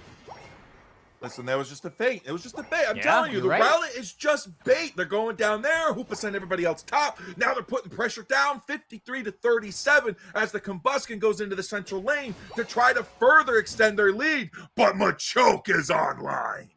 Okay, I like it. I like the Machoke being online here. It's going to be really valuable as we get further and further along. Nico going to try, I believe, it is the Mega Lucario. That is right. We They did pick that pretty early. I was like, is this an extreme speed? No, you see the Mega Stone evolution on their health bar, so you know that is a Mega Power Punch into the Machoke, and Machoke has to use an eject button to get out. They do indeed. They are able to get out, and they're starting to pick up a lot of wild Pokemon there, grabbing them up in their Aeos Ball, putting the energy into their pocket there, building up that score, because you can translate scores into experience. Submission going in for the Hoopa. They got to try to take it down quick, and boom, they're able to get it. Now they're forcing the Lucario back under their pad. The pressure's going in as the Meowth comes in. Great grab on the submission. Boom, it's gone as points now rain in for Caterpie. It's a good rotation because they kind of lost that top pass, so I don't think Saved really thought that Caterpie would put some stocks up there. So, you know, kudos to them. They got a lot of value there. They got some stacks in on their stacking Pokemon. So Saved is really just going to focus this bottom path now to try to maybe counter punch them, but it's kind of tough. If they can get this Charizard, that could be really big for them. Yeah, we do finally get it. Yeah, that Charizard survived a lot longer than it really ought to have, but huge experience swing back for the side of Save with those KOs. The Eldegoss, the Charizard, Blaziken is almost level 9 there, but it's already fully online with its level 8. That Unite move in the pocket, double secure. The Regice never stood a chance. And we have a lot of great secure tools. You have the Spirit Shackle, and then you have the Overheat from the Blaziken. So you have to be really ready if you're Caterpie on these flips, especially as we get closer and closer to the late game. Meowth now going to go straight for this Decidueye, but good insulation from this Snorlax as well as the Blaziken. However, you can't last for that long. Meowth finally gets the Owl. Yeah, finally does. You can only do so much, but there goes the Golden Going Barrage. They got that defense reduction. There's the wish that is now being granted from the Umbreon. Mega Charizard hits the field for the first time, and they're raining down Hellfire as they're going for the scores. Yeah, 39 points in. So not a massive overcap, 18 points, but that'll do the trick. That'll extend their score lead as we get halfway through this match. It's getting very close. You would love to see Big Mac get online here. Still not that level 9. But honestly, like one bit of experience should get him. Yeah, already there trying to look for the Machamp, though. Finally gets it here just after the 6-minute mark there. So that's great. Nice grab there from the Machamp there, but they're a little bit too deep. Not enough follow-up. We're going to see a huge KO on the Meowth there as Blaziken's put into a room along with Mega Lucario. Now we're going to be pushing into the top T1 pad as Umbra comes out with the Moonlight Prance. Great mean look there from Azmat to just kind of lock down this Mega Lucario. It's actually two great mean looks there. So I'm actually really loving this pick into the Mega Lucario. We're going to try to get this 29 points in if you're Owl. But no, the Charizard puts a perfect Fire Blast, interrupting that score. And now it's going to be Caterpie kind of on the offensive here. They should be able to take out this Snorlax maybe after this block shield goes down. Unless Hoopa can get there. No, we got the Mega Charizard coming. Mega Charizard Y hits the field again for the second time here. That is a quick Unite move. Listen, they might have nerfed it a little bit, but they're still bringing it back. Hovering over the wall, making good use of the fact that they need melee Pokemon to hit it, and they're just not able to when it's hovering over the wall. Now we're diving on the Decidueye. Decidueye caught out. The Ring's Unbound, they'll come out, trying to summon what's left of Saved, except Saved is KO'd. Now they're on the back foot as 1-2, and Caterpie's gone. Regilecki's playing for Caterpie, but they're not playing hard enough. We get another KO as Caterpie is pushed back.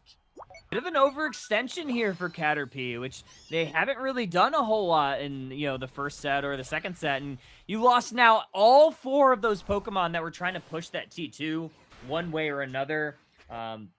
Yeah, so that's gotta hurt because you kind of had a big score lead. You had a pretty good numbers advantage, and now you're yielding all that experience over back to Saved. And now you have to deal with this Mega Lucario who's matching your Meowth. This Decidueye, who's now level 11. It's kind of starting to crawl back here for Saved. Absolutely. Reggie Steele is going to be the final Reggie into the basement here for the side. It's going to be Caterpie, but it's also going to be worn off before the Groudon hits the field. So nobody's going to have a Titanic buff coming their way once Groudon's here. Looking for a T2 push here. Mean look onto the Snorlax. Decidueye just hanging out in the Flux Zone. Caterpie going to fully vacate the premises. Eldegoss using that Cotton Cloud Crash just to help zone. Gold Coin Barrage doesn't get exactly the damage that they were looking for. Umbreon also going to Unite move, steal some of those shields. Snorlax dangerously low, but they're going to Unite move. A lot of Unite moves expended here at the 3-minute mark. Yeah, those are some late Unite moves coming in. They don't have the dots yet, so they must be looking at the timers there. They must know, hey, stuff's coming up soon and we can go for it there, but Regieleki's about to hit. Charizard's up all alone, could start the rip, but they're taking a little bit too long to start that. Taking a little bit of time here. So we have 45 seconds until our Groudon. Let's take a look at kind of where we are levels-wise. Blaziken and Lucario, level 13. This Decidueye is nearing level 13. So levels for saved, despite being down in points, despite being down in goal zones, not doing too bad.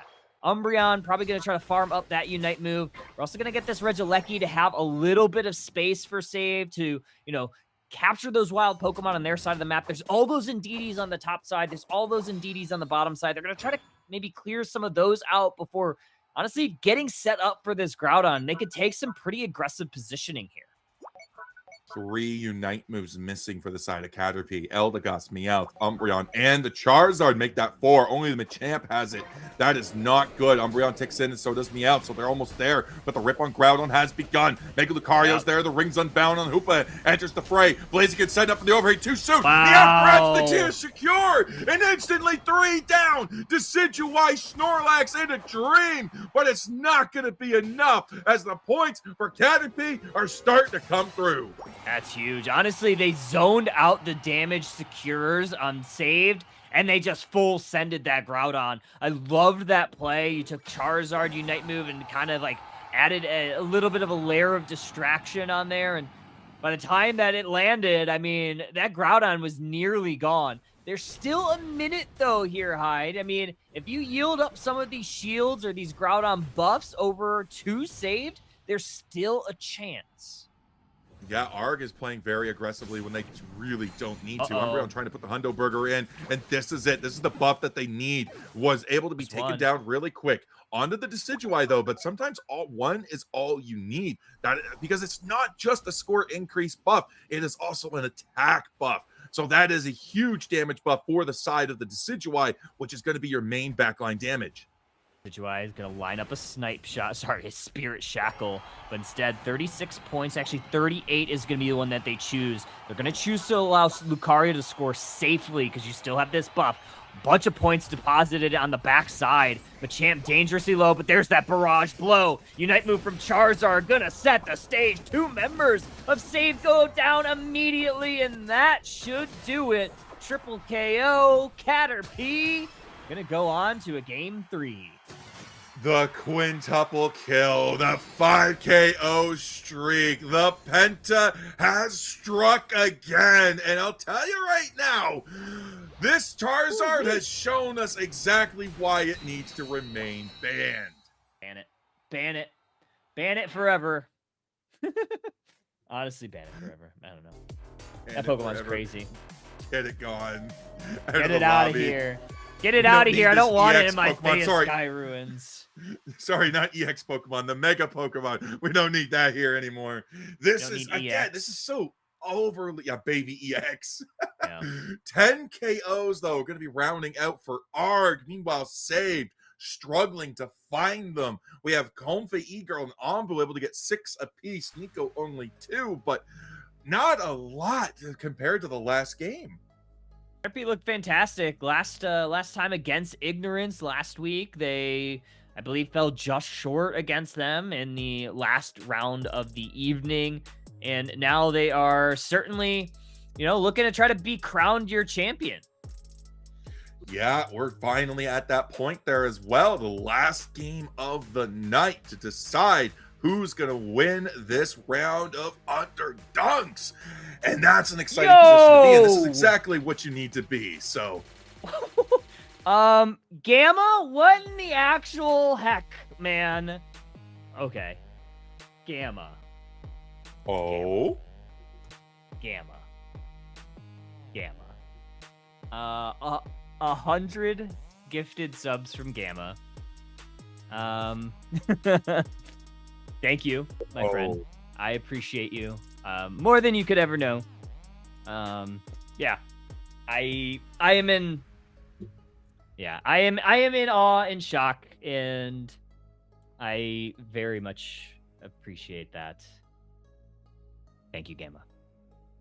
That's amazing, bro. That's amazing. Gamma the GO. I mean, that's got to be what the G stands for, right? GO? Yeah. I don't know what Gamma the rest of the GO. letters are, but oh my goodness. Wow. Holy heck. So you 100 viewers that are there, congratulations on your gifted subs. That's exciting. Now you get to watch Kyle for a whole month. A whole month. Thank you again. I didn't want to like talk about it at all today, but yeah, I am appreciative of this entire community. Yeah. Yeah. Well, I mean, you built it. Like, you've done so many good things before the community. Underdunks has been going for how long? You've been a part of the project. It's been like a year ago, Kyle. I'm sitting here, I'm in team participating. I never thought I'd actually get to be here casting with you guys. You're one of the reasons, you and Bina and Husky are one of the reasons I'm actually able to sit here because of the First Step program you guys are putting on. So, brother, no, you deserve this. I'm like literally tearing up. Like it's tough. Like I didn't want to talk about this a whole lot today, but I'm gonna have to. It sucks, and you know it's an unfortunate situation, but I'm trying to compose myself, honestly. The love and support from all the community in like how tough of a mistake that we made. I don't know if Husky would call it a mistake, but it's a mistake. You know, it's something that I have to wear. Whether or not I agree with it, I will not comment on it. We'll leave it at that. But I am beyond appreciative of all the kind words anybody has said, and yeah. So thank you, honestly. Ugh, I'm a baby. Let's get into game. Let's get into the next game. Absolutely there, because the round 3 is up. The draft is here, and Kyle, I would not be surprised if we saw Darkrai insta-ban, but no! Umbreon putting in the work, and now it's deleted. And we're gonna likely see, I imagine, maybe this Darkrai ban once again. We have a few options, honestly. I literally cannot compose myself right now. I really can't. No, absolutely. But Darkrai is going to be banned out for Save. We're going to get that gone. Meowth, you're looking at the next ban. A Surfetch'd is locked in. We're going to be sending it away. We don't want to see these Pokemon anymore. That leaves one ban each from each team. Could be anything, Kyle. Could be anything. Jesus! No, you didn't!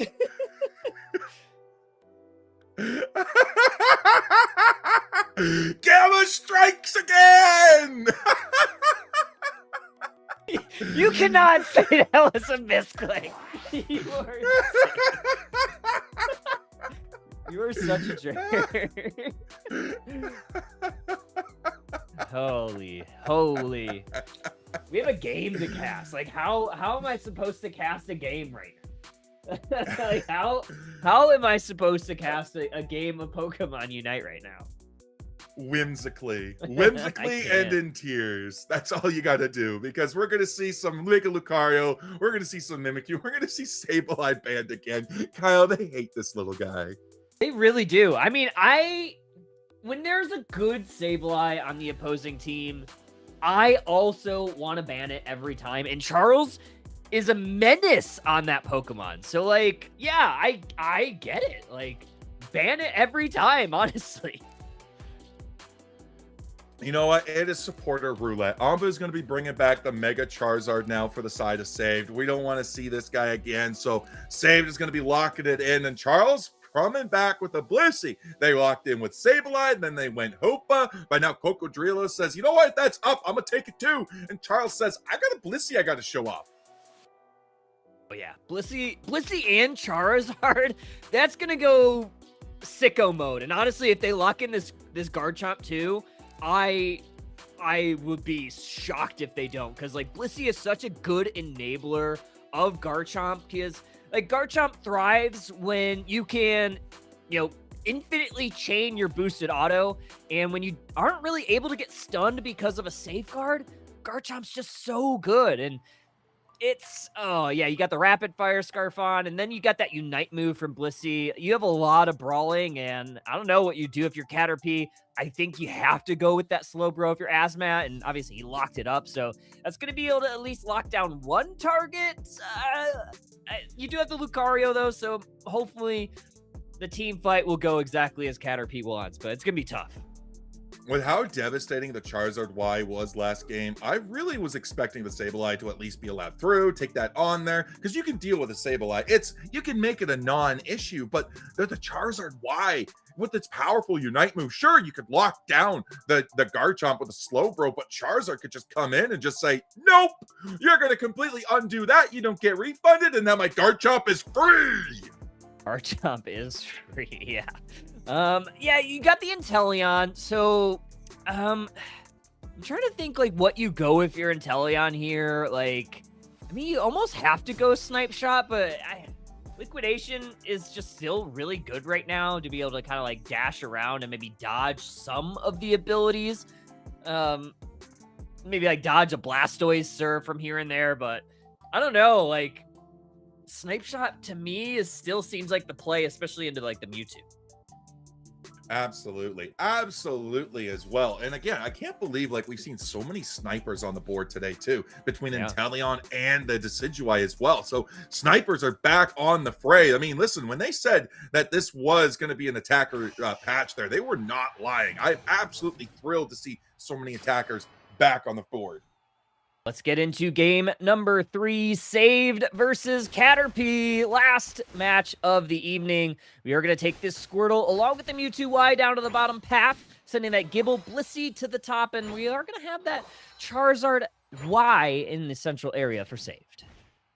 Absolutely there. We're going to be looking for an invade there on the Hoopa, but Charles is already there being like, I'm on to you, Hoopa. And Hoopa's like, well, you can't stop me. You're just a Blissey. Charizard is already on the back foot as we're now going to be looking at a Sobble already having to walk away back to its pad, back to healing because the beat down from Saved is just too strong. Slowpoke almost getting chunked down as well. Yeah, Squirtle, like, it doesn't need its evolution to provide, like, all the value that it can. Obviously, you love to have Surf, but, yeah, I mean, it's still so good early game. No way did we get more subs! Yeah! We're at what, 250 now? Too bad we're still at 0 points in this game. Oh my gosh. Gamma's wallet's looking as empty as these points, Kyle. Underdunk 74 featuring Gamma's wallet goes crazy. I mean, casting while crying wasn't on my to-do list today, but, here we are. Here we are.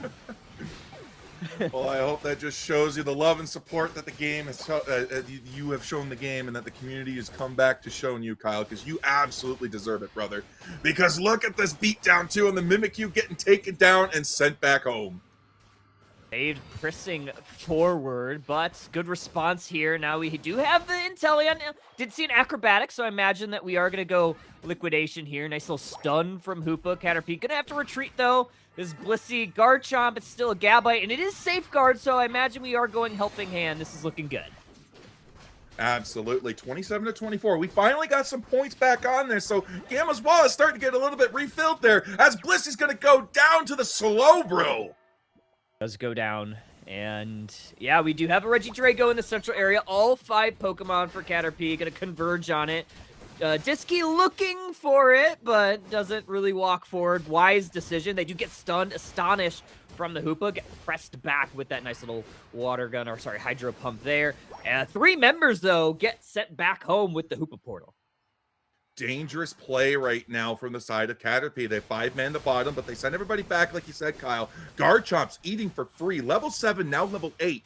1 level away now as Hoopa is able to portal up. They're bringing everybody. Hoopa down and Slowbro up. They got everybody in the front door up there to try to take down the Garchomp because they know this is the weak lane. They can put the points in. They get the dunks in. Wow. Hoopa's in the bottom. As long as that pad's still up, they can bring everybody back down. Yeah, this is looking pretty good here for Caterpie. They're like really playing around this Hoopa, which has kind of enabled them to be everywhere all at once. So they're gonna take this Regieleki. It'll be it'll just break it. Pretty like minimal overcap, but they still find a little bit of value in that. And especially like when you have that Hoopa, you want to try to break as many goal zones as possible.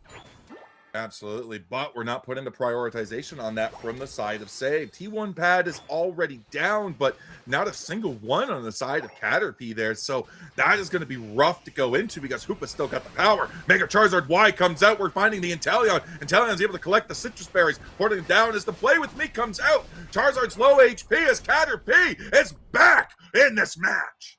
Yeah, they're going to press all 5 members towards this T1 goal zone. Mewtwo Psy Strike. Oh, misses. Good portal reset from Cocodrillo. Here comes the Dragon combo into the Livid Outrage from this Garchomp. Going to take down the Hoopa.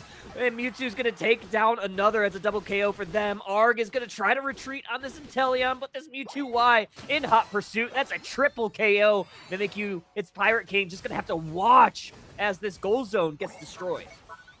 40 cap in. That's going to put Saved ahead, 147 to 136. 5.5 minutes left in this last game of our Underdunks featuring Gamma's Wallet. Yeah, halfway through this one. Right now, Saved is looking pretty decent right now. I mean, they've been able to kind of counterpunch Caterpie quite a bit, and that last fight was really good evidence about how some of these team fights are going to go. This Garchomp is looking fantastic. I mean, it's level 11 already. Actually, as I say that, it takes into level 12. So that plus the Blissey, you get that blissful assistance on it. I think this thing is just going to shred through Caterpie. Absolutely, but still, Caterpie's able to get back to the original 151 there on the board. Regieleki about to spawn in here. 3 seconds to go. They're going to rip this off the board, and they're going to have very little time to get the next one as well. But Hoopa's already quickly caught out. Caterpie's starting to rip there. They're going for it, but Saved slowly coming up with the Mega Charizard Y into that Azure Spy Vision and the Livid Outrage into the Bliss Assist. KOs are coming in for the side of Caterpie as Mega Lucario and Mimikyu are gone, and now so is 2 more members. It's Wow. Hoop by the Dream as the points come in.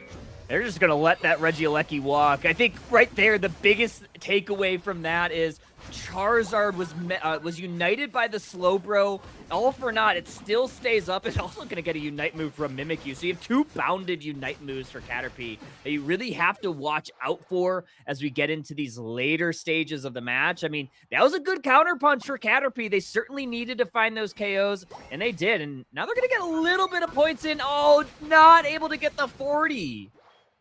No, that Garchomp too strong, able to take the jump pad there. We are not able to get the Inteleon back to the Hoopa portal there. So that is going to be a quick KO and massive experience there for the Garchomp coming in. Hoopa is now roaming around, looking for some vision, looking to try to get something. Meanwhile, it's a fight and a half down here for the Regice. Oh, Mewtwo almost gets the secure, but it is Mimikyu that takes that Reg Ice for Caterpie, but they pay for it. They go down. Oh, Slowbro was retreating back to base in that tall grass. Almost gets found out by that Mewtwo. Garchomp, though, look at this. Garchomp is level 14 high. Oh my gosh, 3 minutes to go. Garchomp level 14. Charizard's still looking for 13. Charizard's like, bro, I gotta catch up. Let me do that. Mega Lucario, Big Mac, already looking for a way to get back in. They're trying to grab the Regidrago. Not able to do it as Garchomp comes in for the clutch KO. Secure on the Regidrago there as we now have Big Mac trying to get away. Is able to find an out. Goes into the Hoopa portal, and there we go. Perfect portal placement from Cocodrillo, just far enough away where they wouldn't get stunned out of it because Blastoise would have been able to surf them away. So good plays there. Big Mac gets out. Now we have a Psy Strike into the Lucario who's going to have to scatter back towards that T2. Hoopa on the front side, going to get a nice deposit of 40 Eos energy, extending Caterpie's lead. I mean, this is looking pretty good right now for them, despite kind of losing a lot of these team fights. Yeah, we went right into that portal there a little bit too soon there. We got shoved away, but we still able to connect there by using our eject button. So that is actually a little bit of a late use there for the Hoopa. But again, if you don't want to get picked, you want to survive, sometimes you got to make the risky plays. And 302 to 233, you definitely want to stay in the lead. We have Kyogre for game 3. Got to look at what Unite moves are available. It's every one but Mewtwo. That's the only Unite move not available. If you're Caterpie, you need to shut down this Charizard, and you need to shut down this Garchomp. The 5v5s have not gone their way a majority of the evening. They've done their best work when they've been able to kind of take away 1 or 2 Pokemon at a time. Now we're just playing it very cautious. Caterpie in the lead right now, 70 points. So they have the advantage to take it a little bit slow. Blastoise going to try to check all this tall grass. Garchomp's just looking for vision, hiding on that top side. And Save's going in. There's the slow beam. The save is there. The slow beam's gone, but the Mega Charizards hit the field. Boom. Slowbro is very low. The first KO, the first one to fall. We're going to go in. There goes the Mimikyu. There goes the Mega Lucario. That's 1, 2, 3, 4. They're hunting down the Hoopa. Wow. They're going to be taking it down as the rip on Kyogre comes through. Caterpie is here. The grab there is saved, and saved secures the Kyogre. Good save there from Blastoise as well. It looked like Hoopa was going to try to get in to steal that away with a side beam, but a perfect surf just got them just out of range to keep Saved in the lead. They still need to deposit some points if they want to get this win. They are up a little bit, but that's not enough to secure the victory. 100 points should help that case. Absolutely. 35 seconds left on the clock. 427 to 302. Very winnable for Caterpie still. Find a KO, push across the map, defend the pad. Got to do something here because 23 seconds left, Kyle. Not a lot of time to make that distance. Nice little surf there from Blastoise, who will continuously get healed from the Kyogre buff. However, not enough heals when you have 5 members of Caterpie going for them. That does yield 1 buff, but with 10 seconds and another 50 bomber, doubled to 100 going in, Saved is going to win this set and be your Underdunk champs. Woo! Saved coming in with the clutch save in game number 3. My goodness, it wasn't no Bell that saved them, but it definitely was a bit of an egg blissy. That was a fire set, Kyle. My gosh, 527 to 302. Let's take a look at the KOs. And at the KOs, all across the board, pretty like brawly game, but holy, 9 KOs from this Mewtwo, as well as the 7 assists. So they were certainly doing everything that they could do with that A button, as well as all those side strikes to just stun up Caterpie. Looked really good. I love Nico on this Garchomp, really focused on ensuring that they're high level for these fights, and they're providing a lot of value in those 5v5s. Absolutely there. And again, the Charles coming in. We didn't see no eggs, but we definitely saw some helping hands. We definitely saw some safeguards, and we definitely saw some bliss assists coming in. Comfy, there you go, 85K going up against Arg's 45K. We're not able to find as much advantage there for Arg to get in to put those snipe shots down, but look at the Inteleon. 42K damage taken versus the Mewtwo Y at 15K. Comfy E-Girl was definitely sticking to the edges of their range. Yeah, and I mean, you look at these objectives, they were kind of, I mean, most of them went over towards save. Caterpie did have a few. They had that Reg Ice. They got a couple of Regielekis, but overall, I mean, this was a very even game throughout. So, got to give it to these 2 squads. What a fantastic set to end the night. Absolutely. Absolutely. Save coming in. Going to be your Underdunk champions there. Caterpie going to be one of your runner-ups tonight. What a fantastic showing. Absolutely demonic teams to make it all the way here. We see Caterpie are making here in a previous one too, Kyle. So great to see some consistency. Yeah, really, really, truly. Congratulations to Saved. We'll make sure to update our graphic for the winner. We'll post that on our Twitter page as well as in the Discord. So congrats to y'all. I imagine. I don't think this team has ever won an Underdunk. Maybe not as a squad or under this moniker, but yeah, well deserved, well earned. Yeah, not a whole lot else to say about that. Hyde, this is the conclusion of Underdunk number 74. Any final thoughts before I go into a rant? I mean, we saw some Shedinja Doll, we saw some Cinderace, not together, we saw some Sableye, so I absolutely love to see it, and I think one of the beautiful things, too, is that no matter what we're thrown at, we as a community can still come together to celebrate one of our favorite figures. So, to me, that was a beautiful moment, Kyle, and I hope you enjoyed that, bro. Thank you.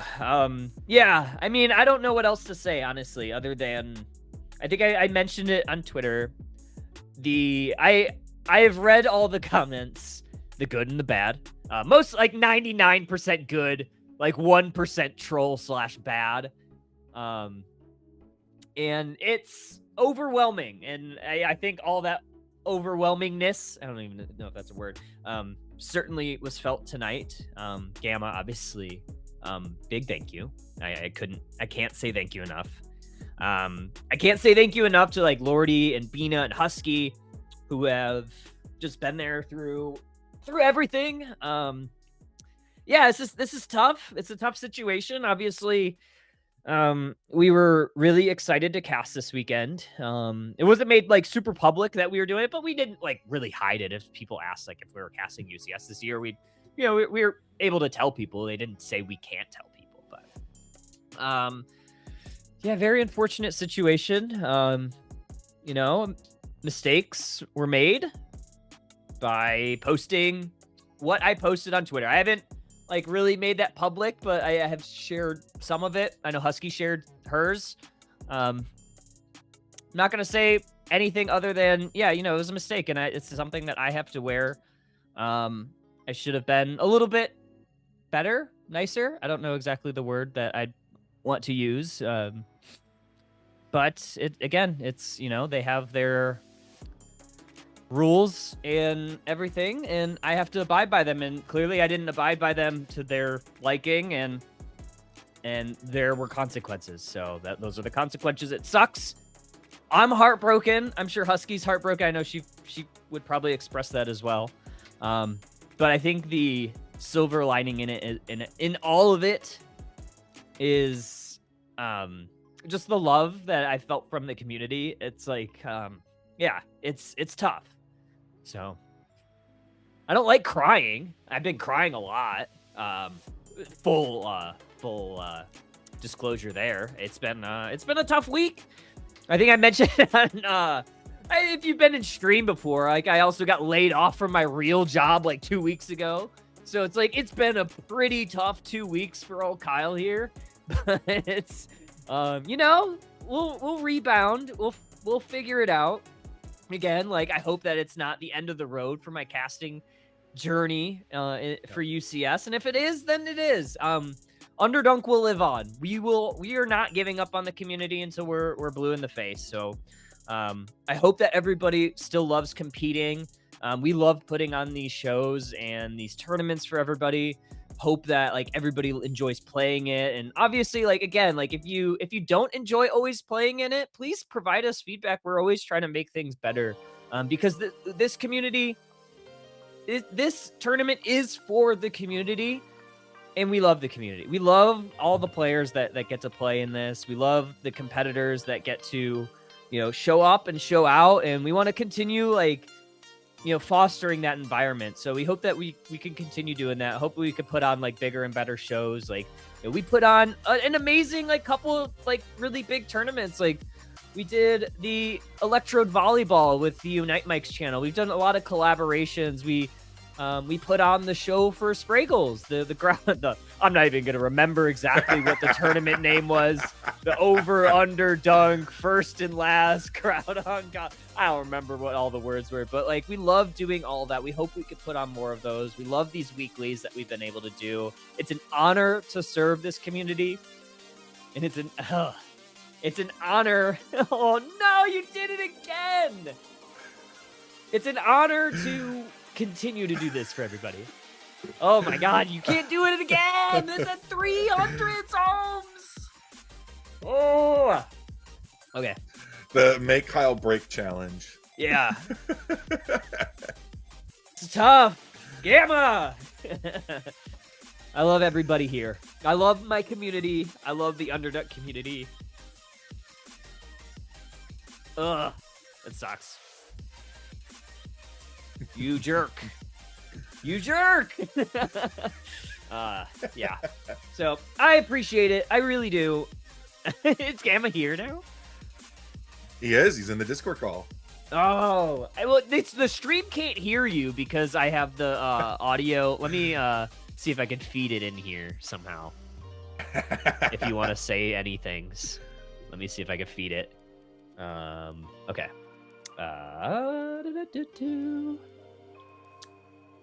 Talk again? Maybe?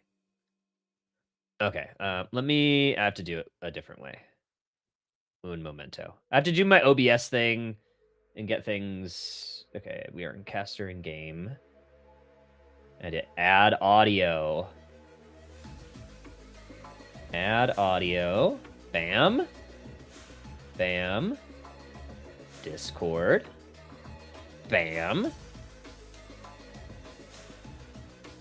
And transition? Maybe? Yo. Did it work? It did! Hey. Game is here. Hey, Kyle. I just want to say you are an amazing person. You have done so much for the community. And I love your content. What you have done for the grassroots community is unbelievable. Something that I could not have dreamed of for the grassroots community. And you have carried it so hard. Yeah. I love you, dude. I love this community. And I want all the hearts in chat for Kyle for what he has done. And I hope he gets more opportunities with the Pokemon Company. And I hope to see him more so in the future. Thanks, Game. Love you, dude. I love you too. Okay. With that said, I think I've cried all the tears that I can. And I think that's where we're gonna have to end tonight.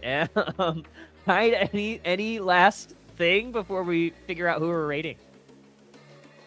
No, bro. I think everything that needs to be said has been said. Like I said, you've been a huge inspiration to me for casting and stuff like that. And you're one of the reasons that I'm here. You're one of you and Husky and Bean have been so supportive, and Lordy providing opportunities like First Step. So it's beyond the tournament, and you're constantly giving back, bro. It's been amazing. So seriously, thank you. Thank you. Alrighty. We'll be back. I don't think we're doing one next week. I think we're taking the week off. And then we'll be back in 2 weeks. So look for that. Look for more Underdunk stuff. We're going to try to do some other things to try to help, make some more fun tournaments and stuff. We have our hands tapped in on a lot of the grassroots stuff too. So happy to help contribute where we can. So all these tournaments run smooth. Bina and I helped out with the Big Uzi Cup, which was super fun on Sunday. So hopefully we can do more of that as well to help a lot of these grassroots stuff. So don't go too far, folks. We'll be back. And on Saturday, Sunday, we're going to be back on this channel for the off-stream matches. Not going to let anything dampen that mood. So we'll still make sure to cover all of those Saturday and Sunday. I believe it's going to be 2 p.m. Don't quote me on that, but I'll make sure to put that on Twitter and all the socials and stuff to double confirm. But until then, everybody, we will see y'all next time.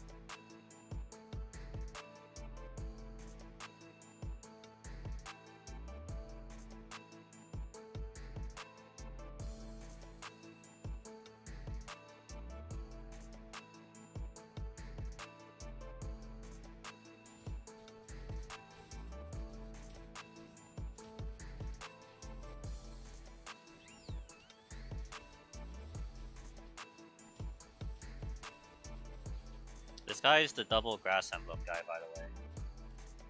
Congrats on playing grass.